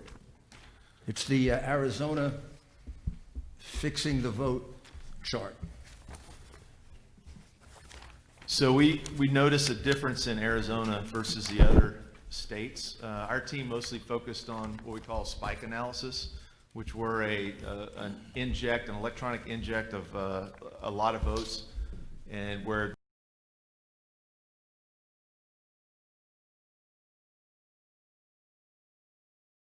the number of votes that were injected in a specific time period exceeded the ability of the scanners to process ballots and upload. So basically, it's a signal of a potential anomaly where we would want to go in and do forensic analysis on my mic off? ballots that were processed Sorry. in those batches. I think I just found my evil twin. I'm so excited. The way that these systems work is that you can run votes in, run votes in, run votes in, and if you get write-in ballots or error ballots, it just accumulates them into a batch file. And there may be, 2,000, 3,000, 4,000, 5,000 votes in this batch file. And then the administrator. He's a right-wing guy doing what I'm doing right now. Maybe we'll join him later and see what he has to say about this. I haven't seen him say anything, Or though. the tabulator can just go, okay, I'm ready to process batch file, bloop, and they send it, and then it records those votes. In the user's manual, there's ways that it shows that the administrator can vote that batch, in a 80%, 20%, 100%, however the administrator chooses, and that basically is a tool to allow them to move votes through the system faster. So Arizona was a little bit different. It had a pretty strong rise right up at the front, the first part of voting day, whereas the other states, and I can show you those, have a gradual increase in votes. And this may have been due to the fact that Arizona allowed early counting and tabulation, so those batch files could have been dropped in right away. But this injection spike at 8:06:40 p.m., and this is adjusted from Zulu time, so this is 143,100 votes that were injected. That was in excess of what the machines could have processed. Luckily, we have paper ballots, so we can verify that, and that's been done. The real reason that we believe that this spike was a little bit of an anomaly, and should I show the email that was sent to the Arizona legislature? You have the floor, sir. Say again? Yes. So this was I knew it was an Zulu. anonymous email that was sent to all members of the You know who else is Arizona behind this? legislature. Zerg. And it was also sent to DOJ. This individual sent the email, wanted to remain anonymous, but had enough concern that he sent this to the criminal division of U.S. Department of Justice. He did not want to be included in the investigation, but the information that they recorded was what we would like the opportunity to investigate on your behalf, or a forensics team of your choosing. It doesn't matter to us, but it says that please be advised that Pima County Recorder, located at 240 Northstone Avenue, Tucson, Arizona, in Pima County, Arizona, and the Democratic Party added fraud votes in the initial count to the vote by mail totals released at 8 p.m. on November 3rd, 2020. Fraud votes. So this coincides with what we observed in the data analytics at that spike. Mm-hmm. We weren't aware of this until this email until after the fact. So there were approximately 35,000 fraud votes added to each Democratic candidate's vote totals. Candidates impacted include county, state, and federal election candidates. through the utilization of the automated ballot count machines in Pima County elections, which were not Dominion, but they had the same pretty much functionality. My understanding is that 35,000 was embedded into each Democrat vote totals. Democratic. Below are the meeting notes. In a meeting I was invited to by the Democrat Party in Pima Democratic. County, Arizona on September 10th, 2020, no phones or recording devices were allowed. A presentation was given, including detailed I'm sure the Democratic Party is inviting a whole bunch of people who call them Democrat Party. plans to embed 35,000 in a spread configured distribution to each Democrat candidate's vote totals. When I asked how in the world that, It looks like you're trying to commit voter fraud. How can I help you? will 35,000 votes be kept hidden from being discovered, it was stated that spread distribution will be embedded across the total registered voter range and will not exceed the registered vote count. And the 35,000 was determined allowable for Pima County based on our county registered vote count. It was also stated that total voter turnout versus total registered voters determine how many votes we can embed. This embedding will auto-adjust based on voter turnout because the embed votes are distributed sporadically. What about the Orver site? Did they investigate the Orver site? I think that's where all the fraud was. All embedded votes will not be found. If audited, because the embeds are in groups of approximately 1,000. This is so county recorder can declare an oversight issue or error as groups Orver. of 1,000 Orver. is a normal and acceptable error. So if you believe that your one vote counts for one vote, this is Maricopa County's embed totals will be substantially higher than Pima due to embeds being calculated based on the Oh, that's not me. That's him. total number of registered voters. When I asked, has this ever been tested and how do we know it works? The response was yes.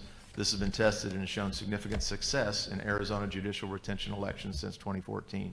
Even undetectable in post-audits because no candidate will spend the kind of funds needed to audit and contact voters to verify votes in the full potential of total registered voters, which is more than 500,000 registered voters. This year, our Secretary of State has removed precinct level detail for election night releases so candidates can't see precinct overvotes. Holy shit, guys. Look at this right here. Candidates. Dominion is in Canada? Candidates? Why doesn't anybody see this? It's right before our eyes. This is what I have for the meeting. Just thought I'd report this. Not sure if you can do anything since I was unable to have a recording device in the meeting. Again, we hope this individual You know your phone is a recording device. would come forward. B. Watson. There's the individual. B. Watson. We just saw the individual. It's B. Watson. Hold on. Here comes the individual, everybody. Ready? We have no idea who this is. He wants his identity to be kept. It's like they do the silhouette, and then the guy comes in and turns on the lights. This is like an episode of The Simpsons. Here it is. Again, we hope this individual Who is this would, mystery individual? Oh, B. would come Watson. forward and issue this as an affidavit. But this is significant, and we also noted that the Yeah. reporting numbers from Pima and Maricopa County merged election day votes with write-in votes with absentee ballots, so there's no way to, in the publicly available data, Was this forwarded to him by B. Watson, or is that actually the? to parse those votes into the segments. And I believe we noted in the piece of information that was provided to you that Maricopa County had The Utes, Your Honor. 1.9 million The what? mail-in ballot requests. So, and those, there was a Maricopa County official on videotape that did say that they did not The validate the Utes. signatures on the write-in ballots this year. So that's a 1.9 million vote fraud Mr. potential, X. even if it's 0.1% of the vote. There's a lot of room for error. Wow. Could we just review that quickly They're eating this up. They are loving this. for 1 second so we get it right? Ladies and gentlemen, please, I know that you're passionate about this, but Wow. there are a lot of people in this world that want to hear this, and if we can't hear the witnesses over remarks, that deprives people We can hear them. They have microphones. of hearing the truth. So what I Wow. if we can't hear the witnesses over the crowd, that deprives people of hearing the truth because the witness is totally truthful. I take from your testimony, Colonel, is that 35,000 Yeah, we need a freedom clap to clear the air here. votes were embedded for each Democratic candidate in Pima County. Correct. That is the allegation of this email. The allegation by the gentleman who hasn't given us an affidavit, Correct. that they were distributed based on the voter turnout carefully so they wouldn't look suspicious. That's correct. And that's essentially what the Dominion, Smartmatic, Ian, that's essentially their modus operandi, right? That's their, They don't just put in CTP. 10,000 votes, they put it in carefully so it's hard to detect. they move the algorithms around to different precincts until they get the aggregate number that they want and need, and then they shift the algorithm COVID. to other precincts. Did the Democratic candidates who got the benefit of those 35,000 false votes include Biden and Harris? According to this email, it was all local and federal races. According So to if this that were anonymous true- email from B. Watson. Then the result of the election is totally opposite the one that they're so anxious to certify. Correct? Yes, sir. Now, And again, this You would need email the was sent to every Arizona legislature that I'm now, we don't know if the gentleman is telling the truth or not, correct. but would it be possible if you had the machines in Pima County to be able to see We don't know if he's telling the truth or not, but would it be possible? if there's evidence of this? In order to do that, there would have to be a full forensic audit from the USB that drives the voting to the PCM CIA cards to the tabulators to the routers. Well, I'm just to the asking, servers. could it be done if you had the Yes. will to Yes, do sir. it? Yes, sir. If you wanted to find out if the vote in Pima County were honest or not, Deep cough. wouldn't you do it? Yes, sir. And without doing it, you really have no idea. That's correct. And the machines used in Pima County are different, but are they that much more secure? These systems, they all have similar vulnerabilities. Our team focused on Dominion. Our partner team focused on ES&S, and they're very similar as far as vulnerabilities. Now, did he say anything that suggests the same thing happened in Maricopa County? This gentleman appeared to be an IT. B. Watson, but we don't know if B is a male or a female, so stop calling him a gentleman. Specialist in Pima County. So he only wrote allegedly to what he observed. And do we have any knowledge that anyone from the state of Arizona attempted to look for him? I believe the legislators, some of the legislators did try to locate this gentleman. Anybody from law enforcement? Not that I'm aware of. Why would he be aware of that? There's absolutely zero reason that he would be aware of any law enforcement attempting to contact B. Watson or otherwise. But again, I'm not law enforcement, so I'm not sure. But even if you can't find him, you could determine the validity of this, or maybe determine the validity of this by doing a forensic audit. Correct. There's an available scientific tool that would tell you, I mean, did Biden get 35,000 phony votes? That's correct. And it's not being utilized, as far as you know, This by is the state fine. of Arizona. This is really, really Pima fine. County, I believe the total vote total was less than $1 million in Pima County, so it would be possible and feasible to do a full audit, a ballot audit. And I also was informed that your state, through the Counterterrorism Information Center and the DPS. Oh, Ruth Ann is cracking the case. Apparently there's a Steve Watson that comes up when you search Arizona 2020 elections. So right there. There's also, because we're looking for B. Watson, there is a Sophie B. Hawkins who damn wishes she was my lover. So it's all connected, people. Here in Arizona do have the capability to Holy Christ, we have a Stephanie B right here in the room. Stephanie, what's your last name? Is it Watson? Because your uncle's name is Steve Watson. Holy shit! That's B. We have B. Watson right here in the room, people! Someone tell the president!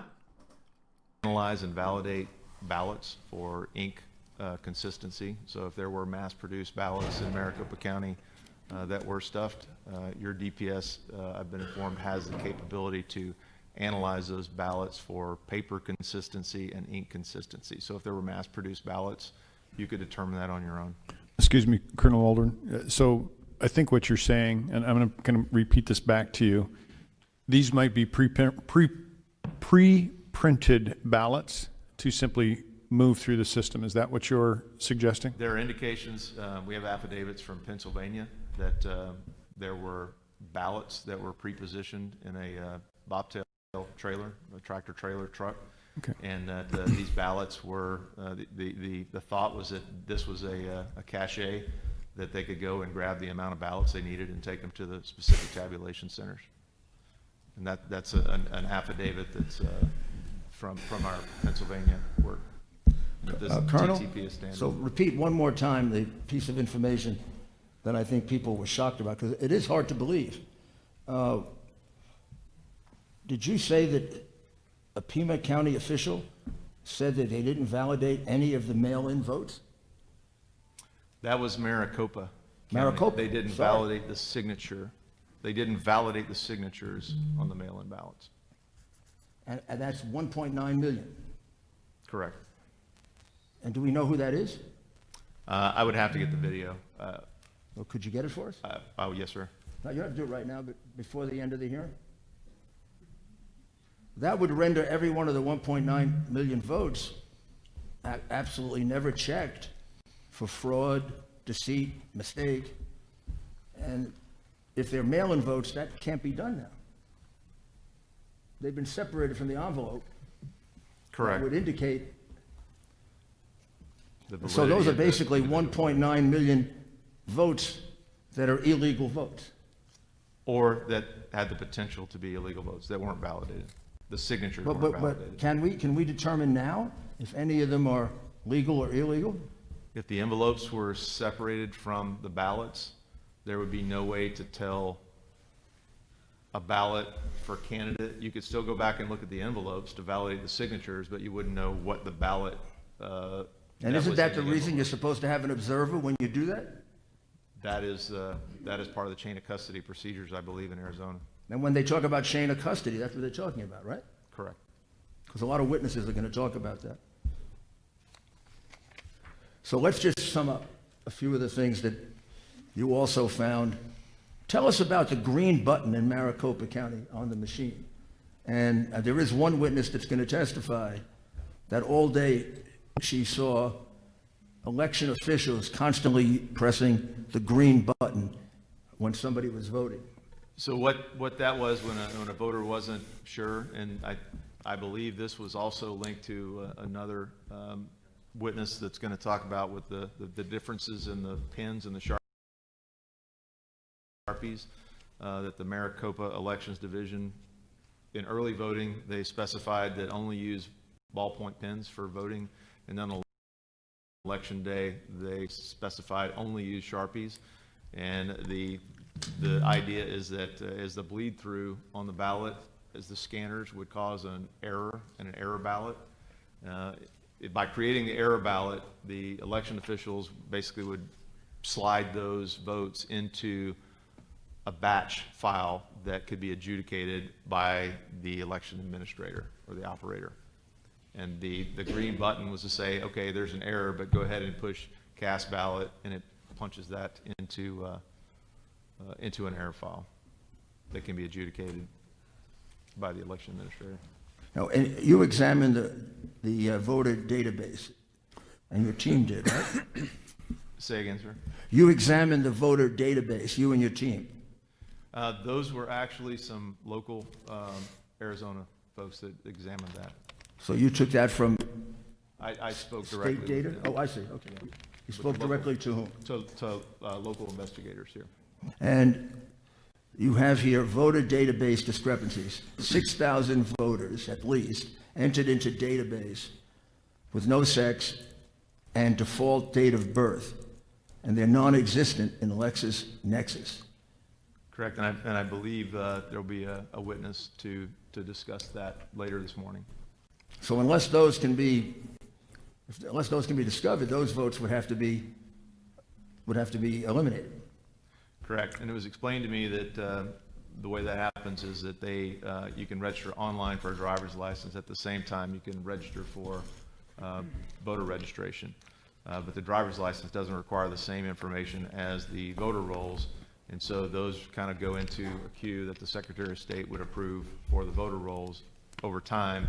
But there appear to be 6,000 voters that were on the voter rolls in the voter database with no sex and a default date of birth. So in other words, they entered 0101, 1900 or whatever that.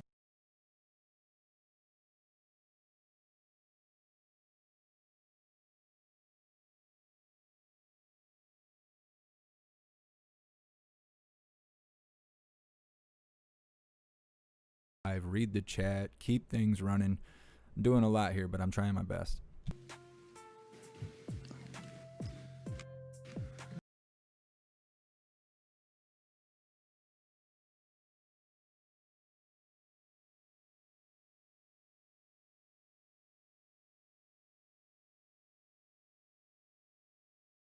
Has there been even an attempt to do that?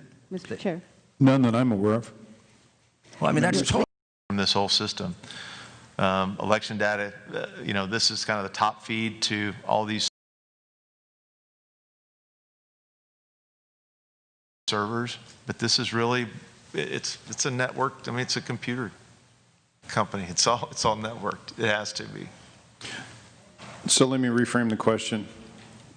We probably would not be able to identify any specific tabulation machine showing up on the server because it's all aggregated. Yeah.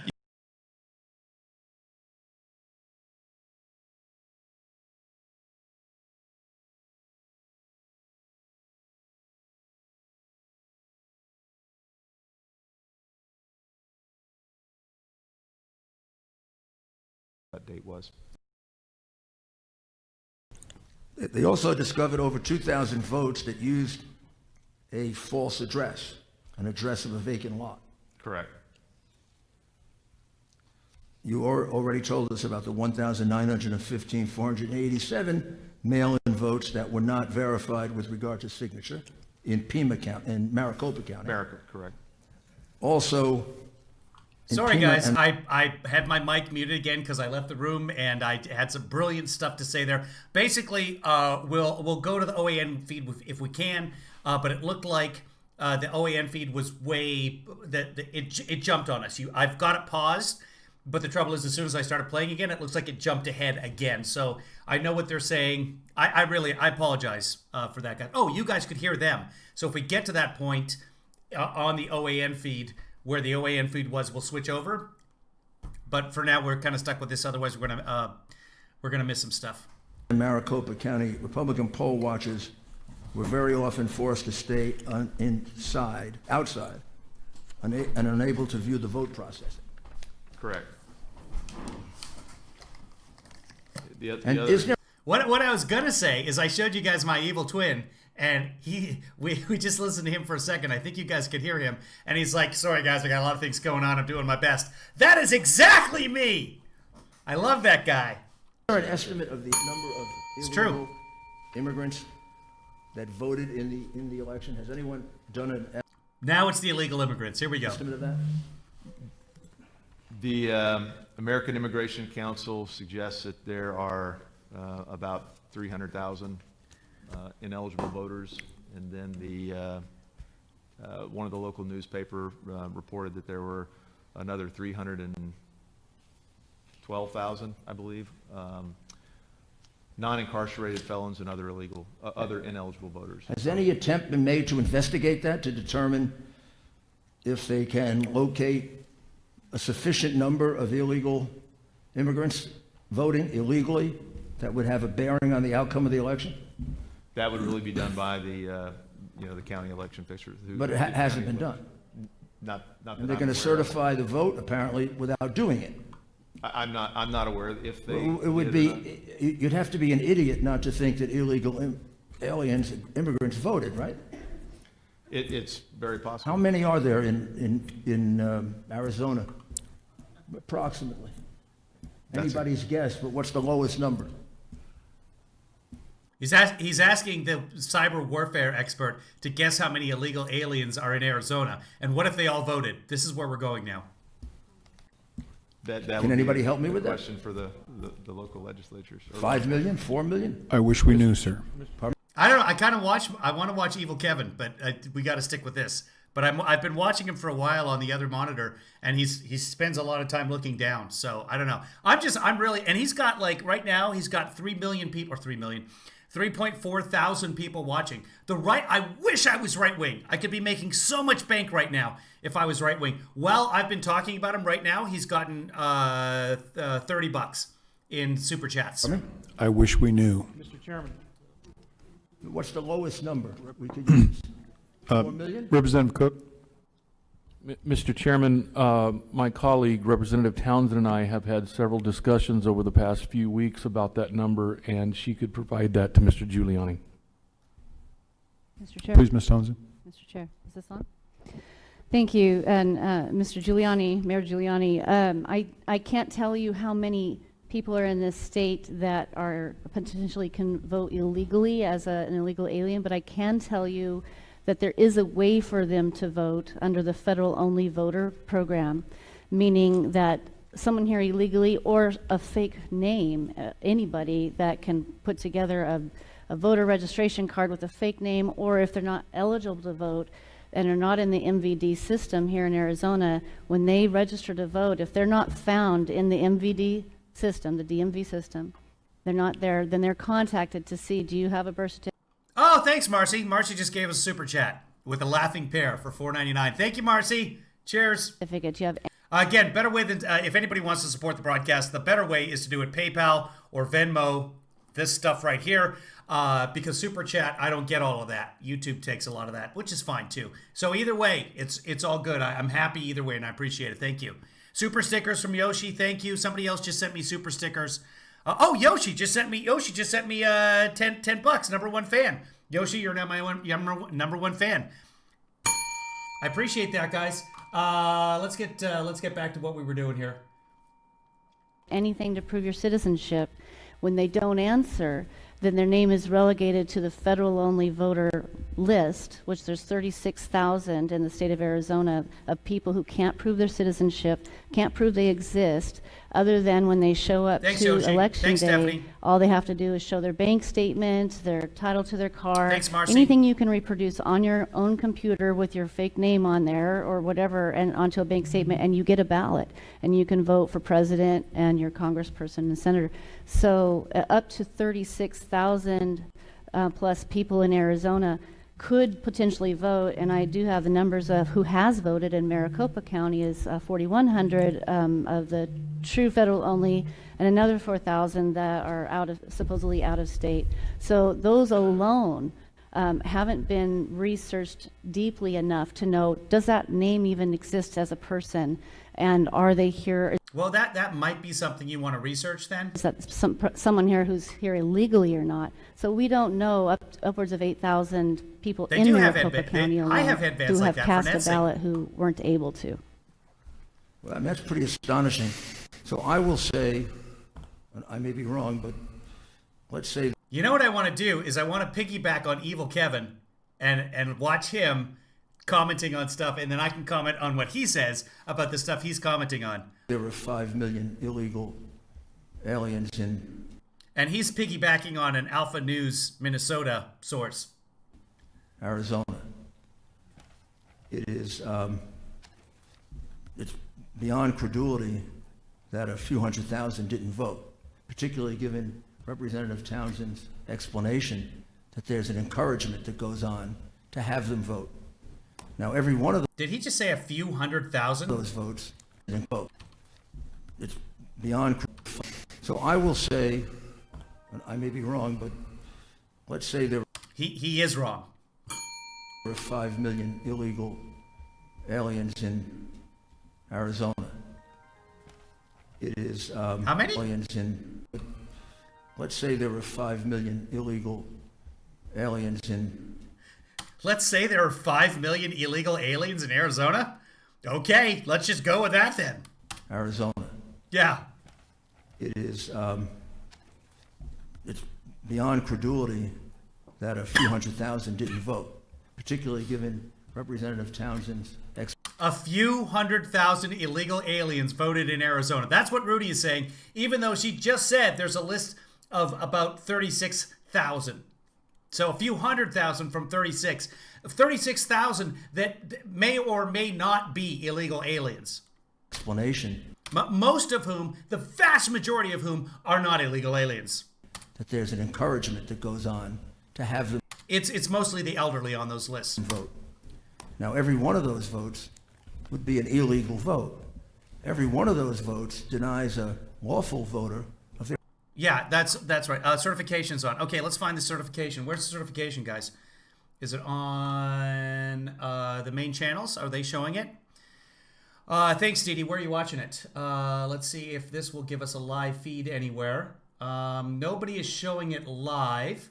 So let's close this window and go back to Rudy here. franchise. Just wipes it out.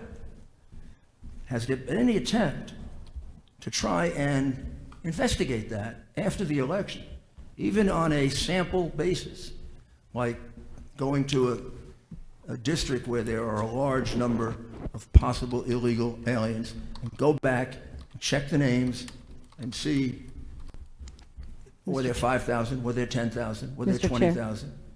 Has there been even an attempt to do that? Mr. Chair. None that I'm aware of. Well, I mean, Members? that's totally, Yeah. Can I speak to that, Mayor? yes, please. Yes, please.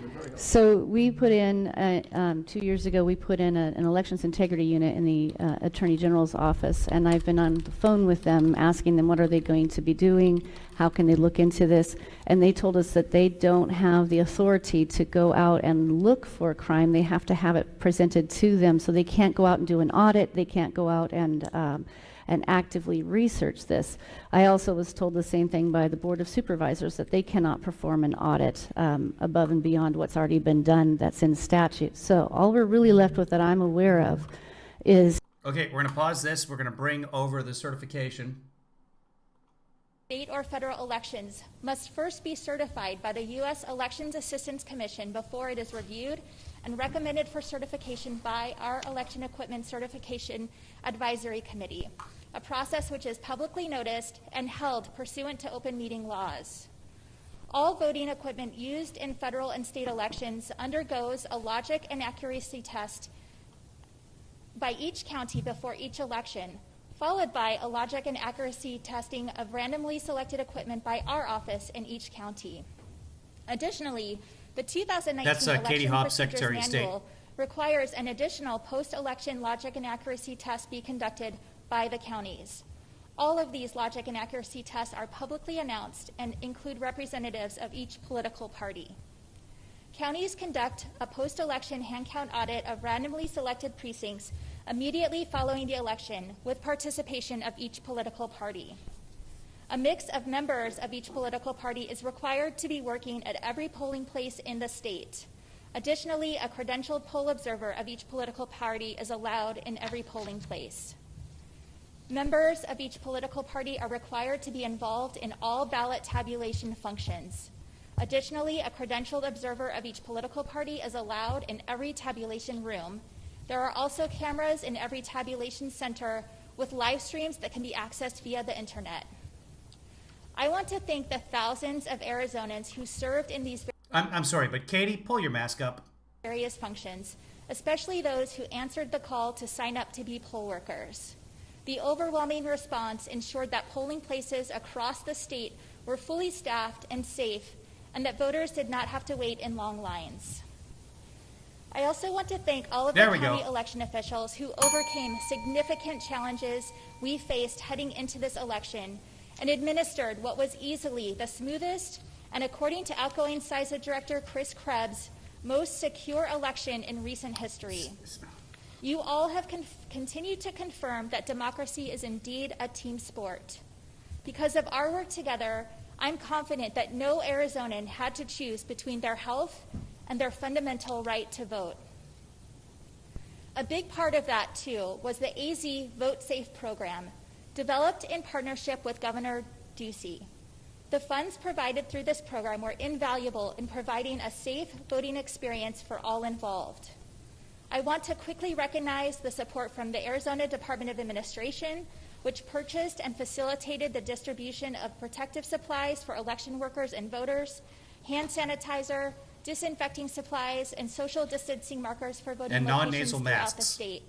We purchased 84 drop boxes for 13 counties across the state to ensure all Arizonans could safely and securely return their ballot by the 7 p.m. Election Day deadline. And we provided early voting opportunities in rural and tribal communities that otherwise would not have been available. So thank you, Governor Ducey, for supporting a safe and accessible voting experience in the middle of this pandemic. And with that, I'll turn it over to you to say a few words. Thank you very much, Secretary Hobbs, and good morning, everyone. It's Republican Governor Ducey. I'm joined here today by Chief Justice of the Arizona Supreme Court, Robert Brutinel, Secretary of State, Katie Hobbs, Attorney General Mark Brnovich, and Director of Election Services, Bo Dahl. I want to thank you all for joining me here. As you know, this year was different than any other. With 2020, the pandemic and COVID-19 brought new, unprecedented challenges for our state. But, as I've said before, we do elections well here in Arizona. The system is strong, and that's why I have bragged on it so much. I want to thank Secretary of State Katie Hobbs, Attorney General Mark Brnovich. I got to say, this is not helping Rudy's case right now. This is the Republican governor, huge Trump supporter, Doug Ducey. The county election offices, the county recorder's offices, our poll workers, and all the volunteers. And the 5 million illegal aliens who voted. For their dedication to the success of our election system. Other states explored and experimented with Election Day. Arizona did not. If you recall, there was talk earlier in the year about not having Election Day voting. Some suggested canceling it. In Arizona, we said no. Trump did. Thank you. We are going to have Election Day. And we weren't one of those states that canceled it. All of those states that canceled Election Day. This is America, and no voter should be disenfranchised. Thanks to the hard work of our election workers, we preserved Election Day. In the summer, we invested in our election system to guarantee that every Arizonan who wanted to vote could vote. With this money, we provided additional resources to ensure our election workers had the necessary PPE to stay safe. We made state employees available to volunteer at the polls so that our most vulnerable were not at risk. We increased the number of ballot drop-off locations and expanded curbside voting at the polls. And we provided state buildings to be used as additional polling places. Voting is one of the most important rights and responsibilities in our democracy, and I want to thank Arizonans for making their voices heard and voting in record numbers. The votes have been tabulated. All 15 counties have certified their results. 15 counties. In addition to certification, Arizona's so adorable. With Senator-elect Mark Kelly winning the general election, I will be signing official documentation today that will be hand-delivered to the Secretary of the United States Senate so that Arizona's newest senator can be sworn into office as swiftly as possible.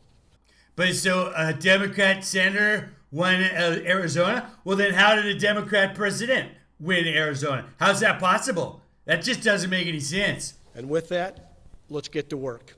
All right. Thank you, Governor Ducey.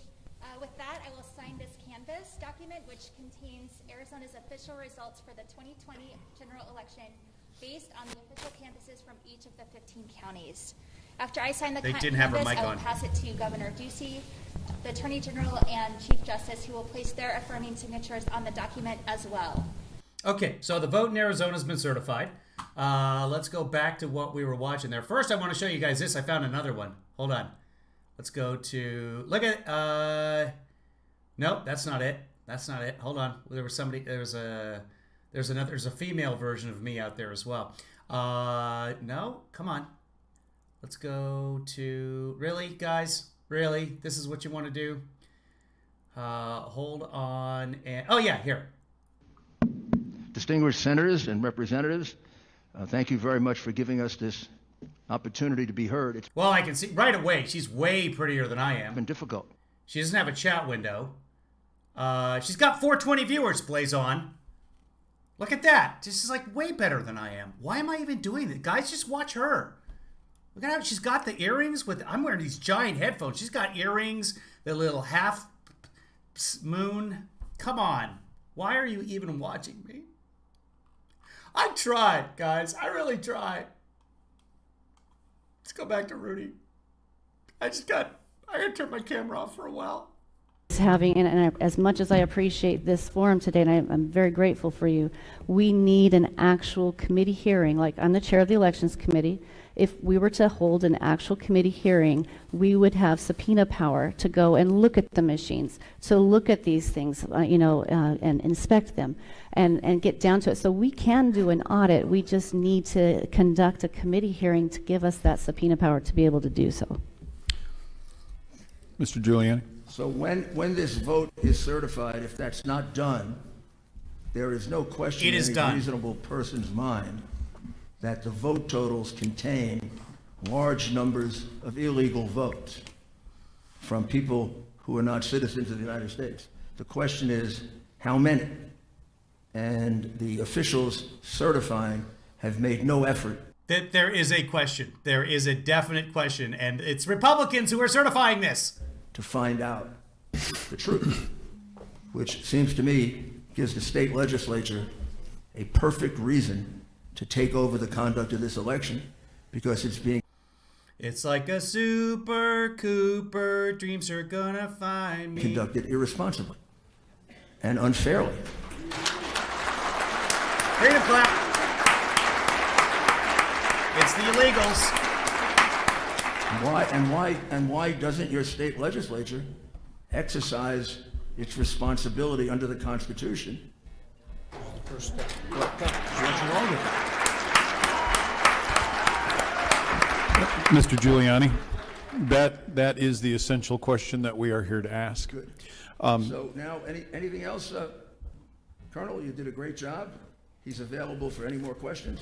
If you are done, All day. if you are done, Mr. Giuliani, we do have a number of questions from the panel members for you, sir. Good. Yes, sir. All right. The first thing I'd like to ask is, you spoke on system capability, and I know that much has been made of the excoriation of the state of Texas on the Dominion equipment, Oh, Stephanie's got Kracken emoji. Nice. software and all that. Can you provide just a very short comment on why they said, not only are we not recommending this, we're prohibiting the use of this equipment in our state? In a nutshell, vulnerabilities that were issued, not addressed, and not fixed. There were too many system vulnerabilities. Okay. And you also referenced a comment about DHS. And I'm struggling with, why did DHS say security for this election was the best it had ever been? Do you have any insight into that? In my experience in life, there's generally two factors for individual. I mean, it's either competence or commitment. So they were either incompetent or not committed to learning the truth at the senior Wow. level, not Okay. at the operator level. Wow. And does DHS know about the So the entire multiple departments and committees across the federal government were incompetent or uncommitted. That's what his contention is. This guy, the cyber warfare expert. information that you've shared with us or that you're sharing with us in the process of this? Have you shared that with them specifically? And much more. She does look like discount Helena Bonham Carter, whom I love, by the way. So beyond what you're saying here, you've gone into much greater depth. Yeah, we have relationships with our local, DHS personnel in Texas, in both the intelligence divisions and CISA. When I started working on this project in August, I called them up, said, you guys have got to come out and look at it. They did. They spent an initial 3 hours going through this data. At the end of that, one of them said, I think I need to go outside and throw up. Okay, besides that, did they do anything about it? Well, that right there, I mean, that pretty much says that Trump is the president, right? They had multiple follow-ups. They drove up to our Dallas counterpart team, received over 600 gigabytes of data that had been accumulated over time. Our team provided them over 200 gigabytes of confirmatory data, and they analyzed that. After they analyzed, there was a scan, a passive scan done. They conducted a limited scan and determined that there were vulnerabilities. They held numerous meetings with their folks, the CISA cyber side, and the INA, which is the Intelligence Assessment Division. And I'm sorry, CISA, could you let the folks who are watching know what CISA is? CISA is the agency in DHS that's responsible for cyber and infrastructure. Okay. Members, any other questions? There are 458 people watching her feed because it's a prayer group. That's what I'm up. I'm literally up against God. Representative Biasucci. Thank you. One note that might be important. I haven't even seen her say anything yet, though. She's lovely. She's great. I appreciate the fact that she's on there praying during the hearing, because that's what really is going to make the difference here. Members of the elections division of CISA, I was told would never attend the meetings or the briefings that were conducted internal to DHS on the material that we had presented. And I'm sorry, who is that did not participate? The election security division inside of DHS. Okay, thank you. Representative Biasucci. Thank you, Mr. Chairman, and thank you, Colonel. Excuse me, Dominion software? The Lord has dominion over the flocks? It's right in front of your faces, people. I just wanted to make sure I have pray. this correct. So when we're talking about, it was Mr. Krebs? Is that correct? Correct. Okay. He stated the most secure election in history. He stated we're not connected to the internet. Krebs and a number of committees. He stated no votes leave this country. This is all things he's stated publicly. So are you? It's just a website, correct? Right. So are you willing to say under oath that you have seen the connection to the internet? You have seen it go offshore to Germany, Frankfurt. Are these things that you have personally? No. He's literally making connections on connections. There is no direct evidence that is happening. There's increased traffic on the spider graph. Seen and can say that is not true. Our white hat hackers, yes, they have. Oh, the white hat hackers. Packets. So we don't have any paper ballots as a record of these votes? Is that what you? Why would he make that kind of comment, do you think? Either Incompetence or uncommitment? not knowing, believing the myth, The myth. or not wanting the truth to be known. Thank you.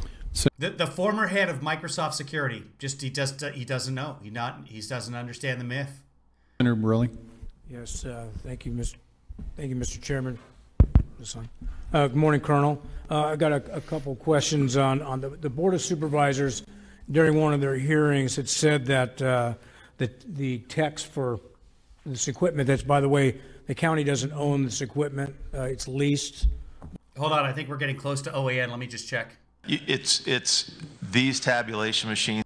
One of those folks that was not specifically assigned to any particular counting station. I was looking at the big picture. Not assigned to any particular counting station, but if we get to that point, let me know. By Dominion and I think it skipped ahead again. I don't think we can catch up to OAN. Smartmatic. But is it irregular? Is it SOP for the tech reps to be there during the election process?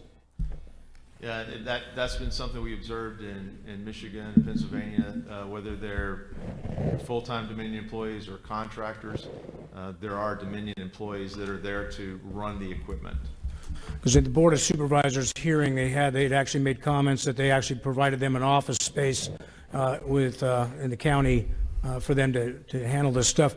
My question is, a couple weeks ago they did a test just to show that how the system was secure. So they did it before and mid and then after tests, so everybody could see that the Board of Supervisors and the county elections that see this cannot. So what you're hearing is false. Obviously, or is it during that test?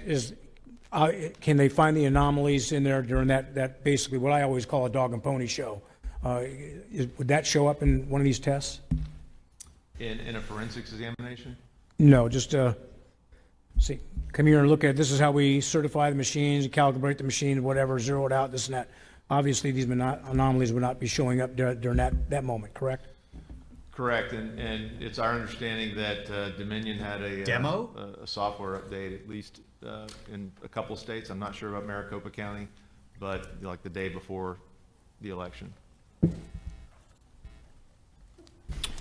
Representative Bartow, any questions? I did have one question. Thank you. I did have one question. Excellent what the information. hell's going on? You described web traffic increase during the election as opposed to.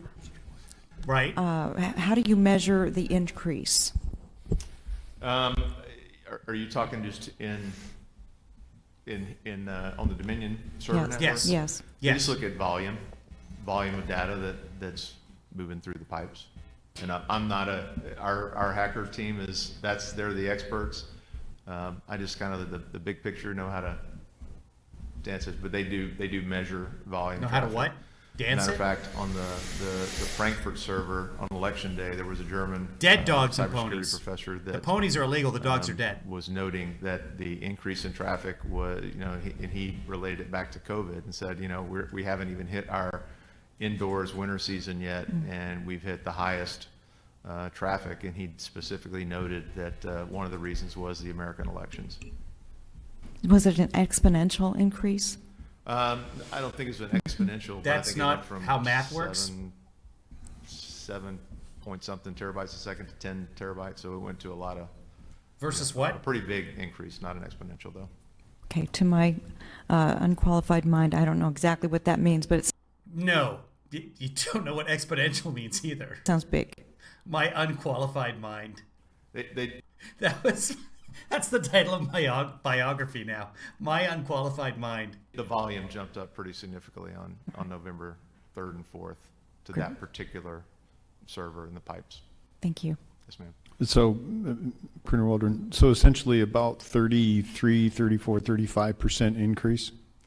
I would have to go back and look at the numbers, but. I mean, from 7 to 10? Ballpark. Yeah, that's big. I can't remember the Yeah, exact number. all right, very good. Senator Gowan, you have any questions? Hey, Allison. Yeah, thank you, Mr. Chair. Allison, this is really, really insipid. So you go. Feel free to. It's all just nonsense. Postulation, speculation, and my unqualified mind. Colonel, Colonel. talking about the SGO system, and that was you said Hugo Chavez. He was partial owner in that. Yeah. Now that's the beginning of Dominion. No. SGO was a separate company, but Dominion acquired Sequoia Systems that was spun off of SGO. And they also acquired Premier, which was spun off of Diebold, but they all have the common core, of the common code really goes back to SGO, and that one in when 2004 2005. Okay, so this is 15 years later. Org chart that I put up there kind of showed the licensing agreements that go back and why is there nobody there that's incredulous right now? forth between SGO and Dominion. So 16 years ago, when a dead dictator owned a minority of stock in a software company that was purchased from another software company that was purchased by a software company that Dominion purchased along with software from So it's the licensing for the software and the code. So It's it all in still the stems spider from the graph. SGO system. That's correct.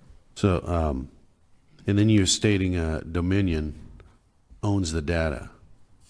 So does that mean when they see the vote count that they own that, not No, that's not what the that county's means. estate?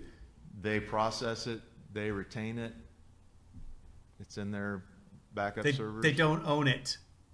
So they have the votes themselves as well when that's supposed to be property of the state. They've got the data. They've got the voter data, voter registrations. No. And then you said Dominion sits on the board of Mr. Krabs. Is that right? That was on the CISA website. Mr. When you Krabs? say That was on the. Dominion sits on the board of Mr. Krabs. Is that right? Did you say Krabs or you Krebs? said Dominion sits on the board of Mr. Krabs. Is that right? That. So Hugo Chavez created this Squidward software company, and Mr. Krabs owns a Krusty Krab, which was then voted by Dominion in 2008. Is that accurate? Is that was on the CISA website. When you say the board, what is the board? the Krusty Krab pizza is pizza for you and me? Okay. Oh, okay. Thank you, sir. Thank you, Mr. Chair. Thank you, and I apologize for keeping the microphone in my mouth the entire time. Sure. Let's see. Representative Roberts, you're next. Thank you, Mr. Chair. Colonel Walton, earlier you were talking about the methods via internet and internal methods. Earlier you were talking about meth and methods as far as, I think you used the term, I forgot exactly how you said it. My unqualified mind? There was basically methods from the internet and then also internally that there could be manipulation of votes. So my question is do you have any knowledge of were the machines in Arizona connected to the internet at any point in time? And if not, or if so, are there logs internally in these machines that if we were to be able to subpoena these machines and demand them so they could be examined, could we see all of those changes that were made? So when you watch SpongeBob, CBS, CNN, any Okay. of the Right. mainstream media where they've got the live vote updates, that data is passed live. I mean, it's right, not an answer to the question. as the votes are That data is coming from the state. updated. The CNN does not have a feed to the Dominion machines. Come on, buddy. This is basic rocket science 101. So it's, nobody's getting in a plane and flying the hard drive to New York. I mean, it's uploaded and it's connected. So it is connected to the internet, and whether it's to CNN locally, I mean, they can move votes with the cards, the voter cards.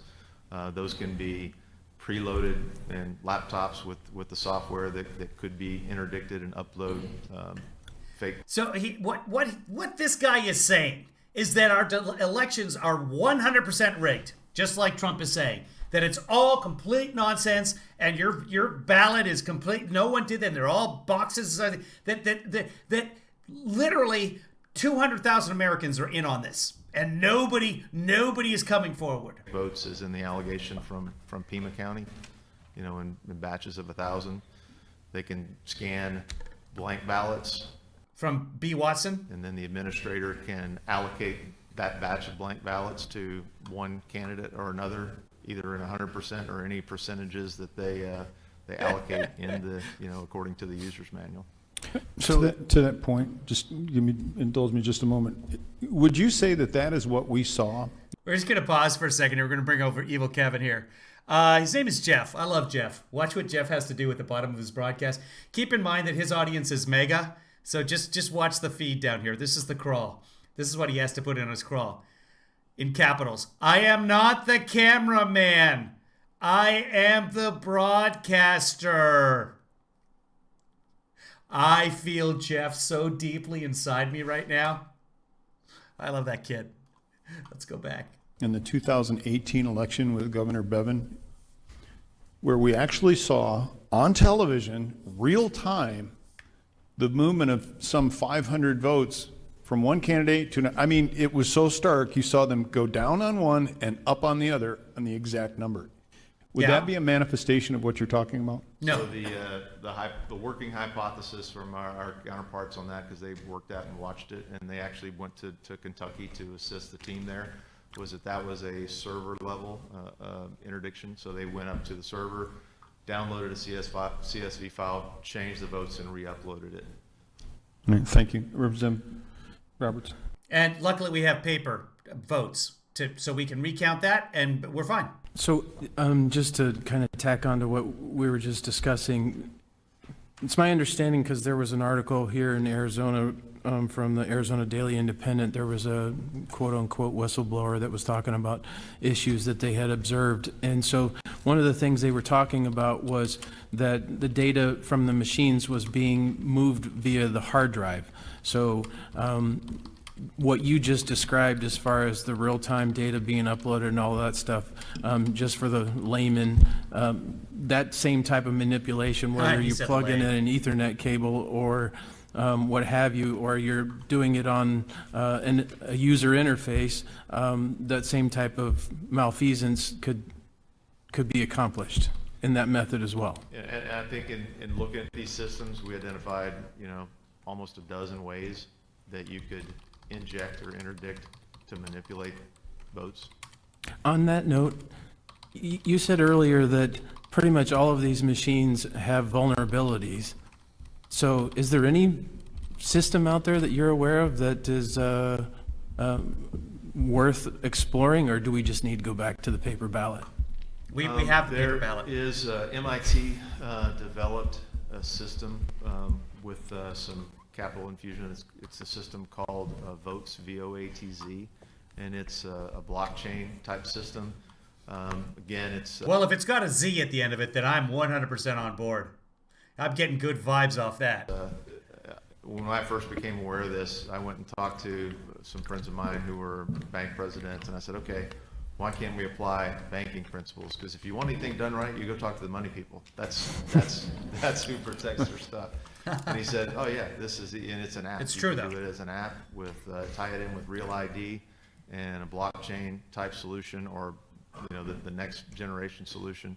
But there are systems, and I believe the votes system is deployed right now. I believe and I know West Virginia is one that I remember reading on their website. Thank you. Sir, Senator Allen, any questions? Yes, thank you, Mr. Please Chairman. proceed. Thank you, Mr. Chairman, appreciate it. Thank you here today. I'd like to go back to the Board of Supervisors letter where they talk about certifying the Maricopa County election.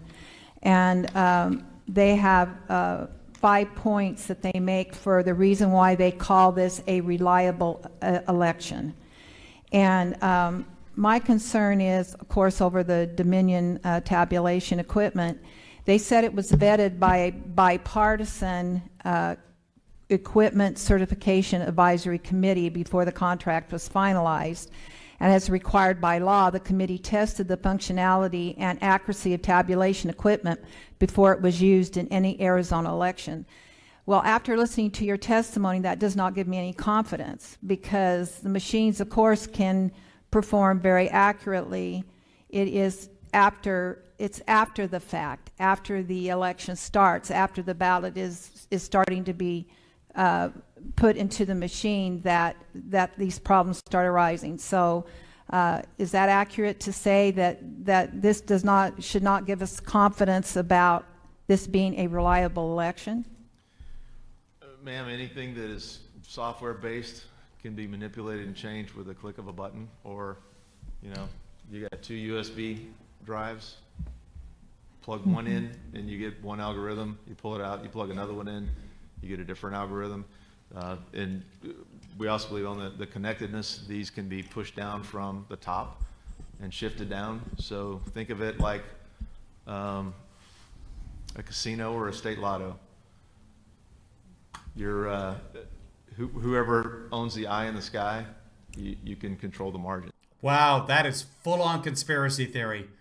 State lottos, if they're just, I'm at a loss for words with this guy. Full-on conspiracy theorist. And that's really, I think, what we're looking at. Well, certainly from your testimony, I can see that. And I have one more question, if I could, Mr. Chairman. I believe Senator Borelli has it to that point. If you, All right, go ahead. I yield. all right, please proceed. Well, I was going to switch down to the 1% early ballots that they did, and I had a question about that. So, Sonny, if you have something to what I said before, go ahead. Okay, thank you, Mr. Chair. Colonel, so basically what you're saying, for example, since the techs are already there on site during the process, so if a machine jams up and naturally they call the tech over there to go fix the unjam, they could literally, without anybody noticing, because they're the techie people, they could stick a thumb drive in there and upload, change the numbers, manipulate, whatever.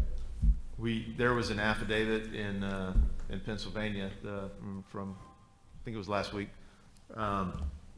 A gentleman supervisor had a Ziploc bags full of USB drives, and they noted that he was inserting the USB drives into the machines at a much higher rate than would be necessary or that they had seen in the past. So, yes, you know, it's very, very. So now I have it to that point. Again, we have paper copies of all of this. Forgive me, but what I think you're saying is that they have just created an electronic footprint, either in the data download that you're seeing real time, that you'd be seeing some kind of a spike, or is there something that's captured on the machine that itself, like a memory card that is resident on the machine, not that is actually talking to the hard drive? The machines, for the most part, the voting machines are just run by, removable software and data cards, the cards that actually hold the votes. The backup servers is really where the true story would. Stephanie, I don't know what's going on because I didn't see you chatting about it, but good luck with whatever is happening. Would reside as far as the uploads, downloads, the change. Wait, Stephanie, are you going to the hospital? The. See, I'll tell you what. A Discount Element Bonham Carter and Evil Kevin, they don't talk to their fans like I do. Fans, sorry, family, whatever. The error warnings for the mismatch errors. So would you be able to show with specificity a machine in Maricopa County going all the way across the pond, inserting data into a server? Or would it be an aggregate of all the machines that were in Maricopa County, for example? Is it by individual tabulator, or is it by the server here that collects? Can you help me understand that piece? Let me, I'll put up. That probably goes back to your headache graph, I'm thinking. Yeah, a schematic that sort of shows that.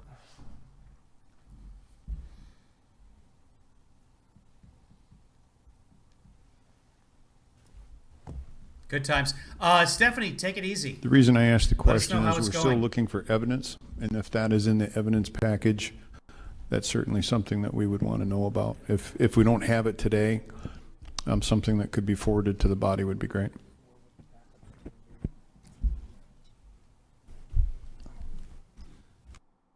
Let me see if I can make this bigger. All right, we'll just jump ahead a little bit.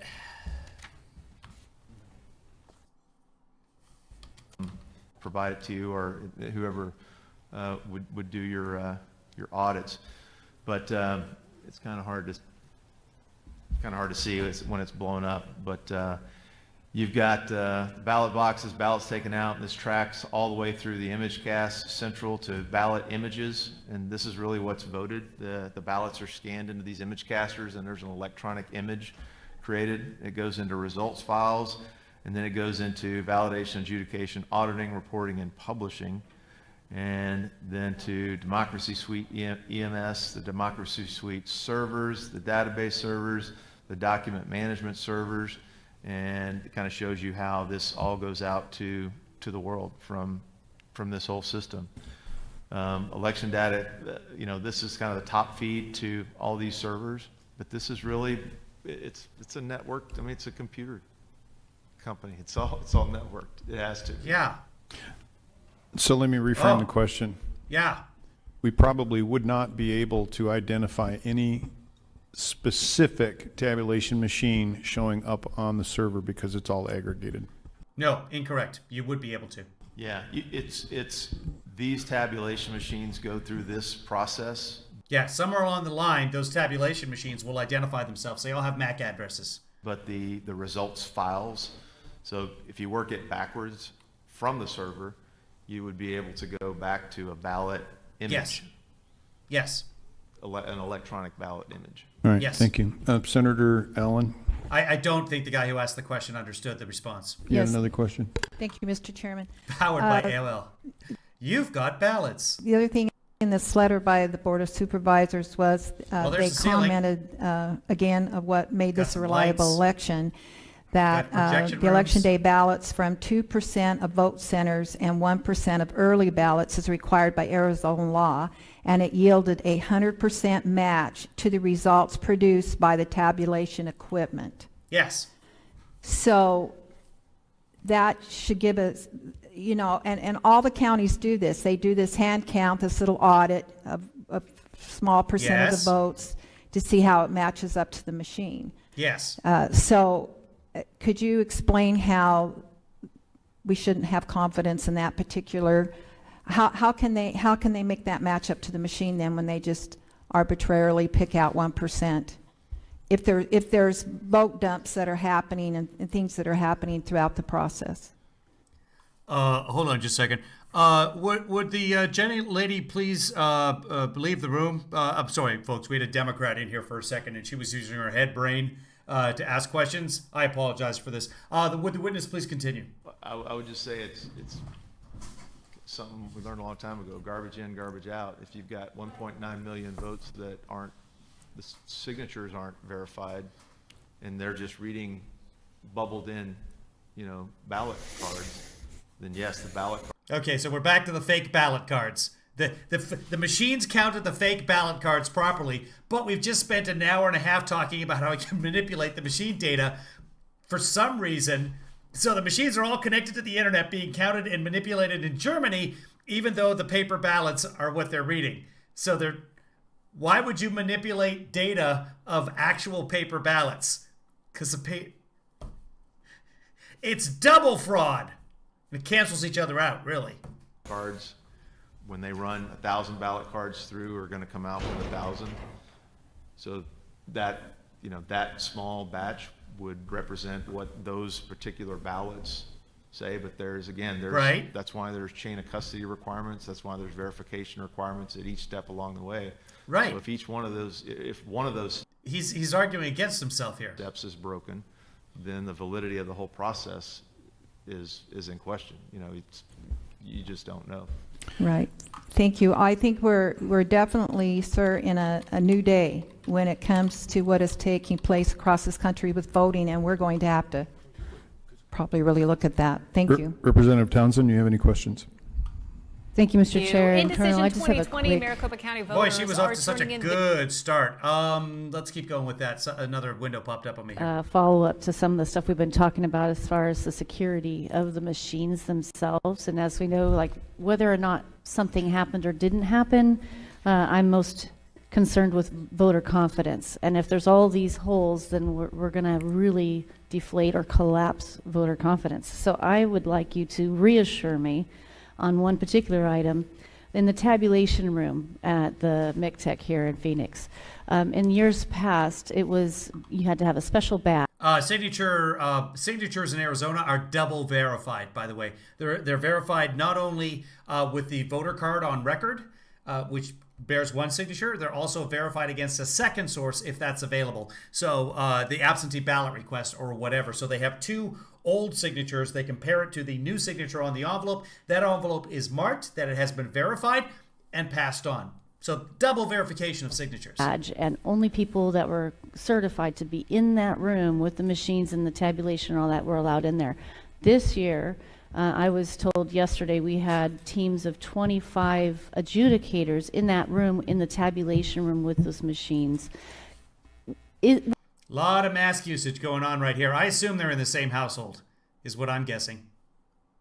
Would it have been possible for someone in that scenario to wander over to the machine and have a conversation and put in this thumb drive you're talking about? Or is it deeper than that, or something that's happened from remotely? Or how secure are these machines? Because we know that there's no chain of custody on the hard drives and on, you know, the... Meanwhile, this lady back here, she's taping this interaction between these two. She's got her phone out and she's videotaping that... I don't know what's going on in Arizona. Machines we saw in a video left alone for almost a week Denmark. in one of the voting centers, unattended, unsecure. You know, how could somebody, a regular person with nefarious intentions, walk up and change this whole election by putting in a thumb drive? Now she's going to come over here and spread the COVID to this gentleman right here. And changing an algorithm. Is that something that could have happened, or we don't have to worry about that? He's reaching for something. Either an individual she touches that her has face, knowledge of the systems and how to, you know.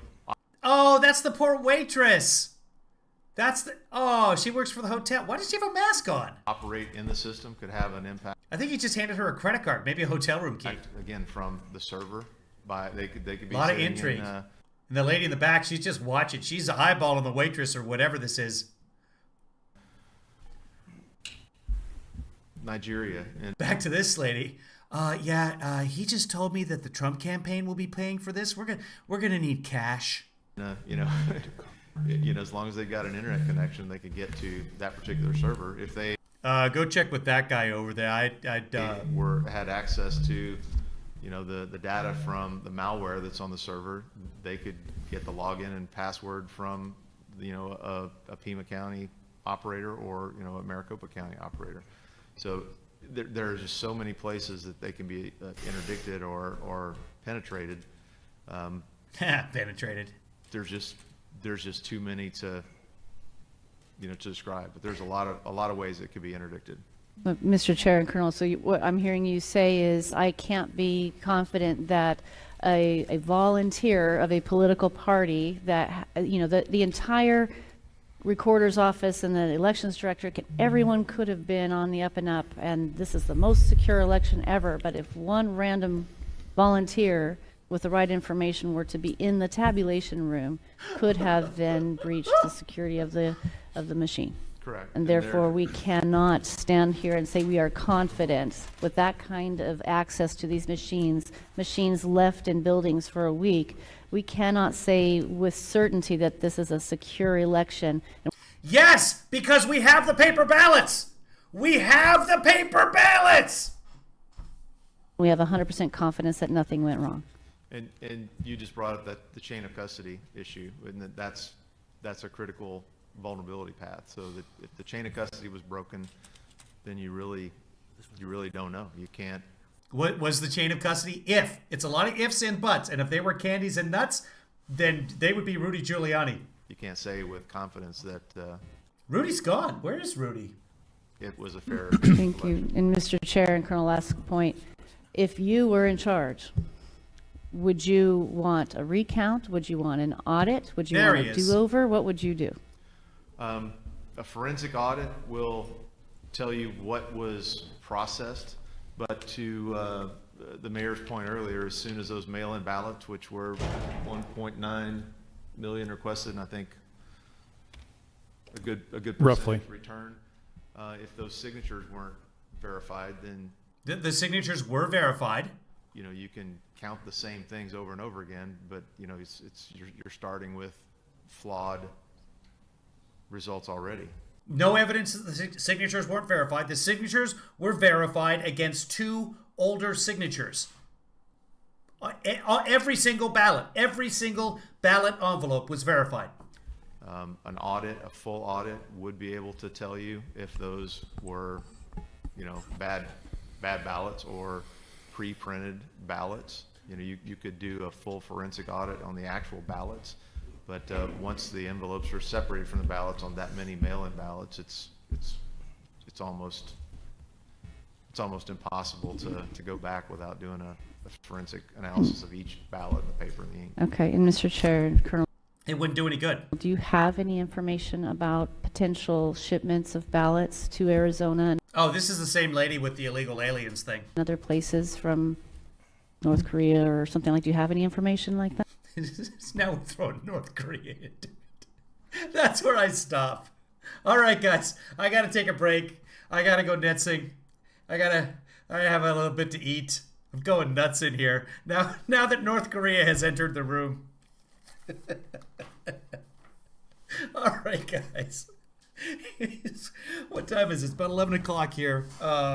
So let's say about 1-ish. I'll get going again with this. I'll just keep this on pause. Jesus. Wow. Here comes North Korea illegal alien lady. Oh, boy. That's where the ballots come from. North Korea's been printing them. North Korea can't afford paper, but they've been printing these ballots and somehow got them into the country. That's how it works. Would they roll them up inside teddy bears and ship those in containers to the United States? Seeing as how no products from North Korea come to the United States, that would be very difficult to do, but it's not saying that it can't be done. Oh my God, Trump wins. God, that was hot. Indecision 2020, Maricopa County voters are turning in their early ballots in record what's the name of numbers. the biography? But before your ballot can be counted, your signature on that envelope has to be verified. So how do they know that's really your signature? Okay, Team 12's kids, Bram I'm going Resnick to shut down the shows us how it's broadcast. done. We're going to be back. Here, I'll send you a link to one of the other broadcasts if you want to check out. Signature Well, verification. they're not saying anything, though, so I don't know 100% of the signatures how are interesting verified those would be. on the mail No, ballots Jeff's that just are sitting coming there. through Evil this Kevin office. Jeff is just These he's Maricopa just County sitting there elections watching. workers are learning how to So- oh, wait, verify 'cause I've my got it signature and yours. Do not talk yourself into accepting it if you are not comfortable. So how do Genius they here. get comfortable? He's not moving. For He's not saying starters, anything. the Hold county on, let has me go records play. of our signatures. I There wondered he what is. they had on me. Yeah, I haven't actually Here's seen what him I say got anything. back. Images of the 15 early So I ballots don't- I've signed in I don't the know, 8 guys. I'll send years you a since link. Hold getting on. my I'll put the citizenship. link, in If the you've YouTube cast page, an early ballot to his before, feed and right more than there. It's 75% the of Jeff us Mack have, channel. you If you signed want the to front check of the that out. envelope. So the county Let has an me image of share that it. signature Here we go. on file.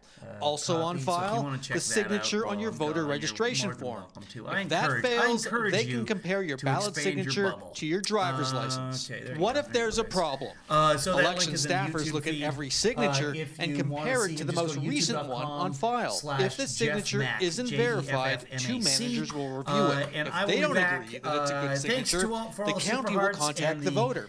So remember to put your phone Super number on the Chats front of the and Super ballot Donations just and in Super case. PayPal and Super You Venmo should know and all that that just stuff. 0.02% Shut down the broadcast now. Everybody take care. ballots, Gonna get going probably 307 about were 1 rejected in p.m. That's just a 2018 guesstimate. because of bad I signatures. got some stuff to do. And In we'll see what Phoenix, happens. Bram Resnick, 12 News.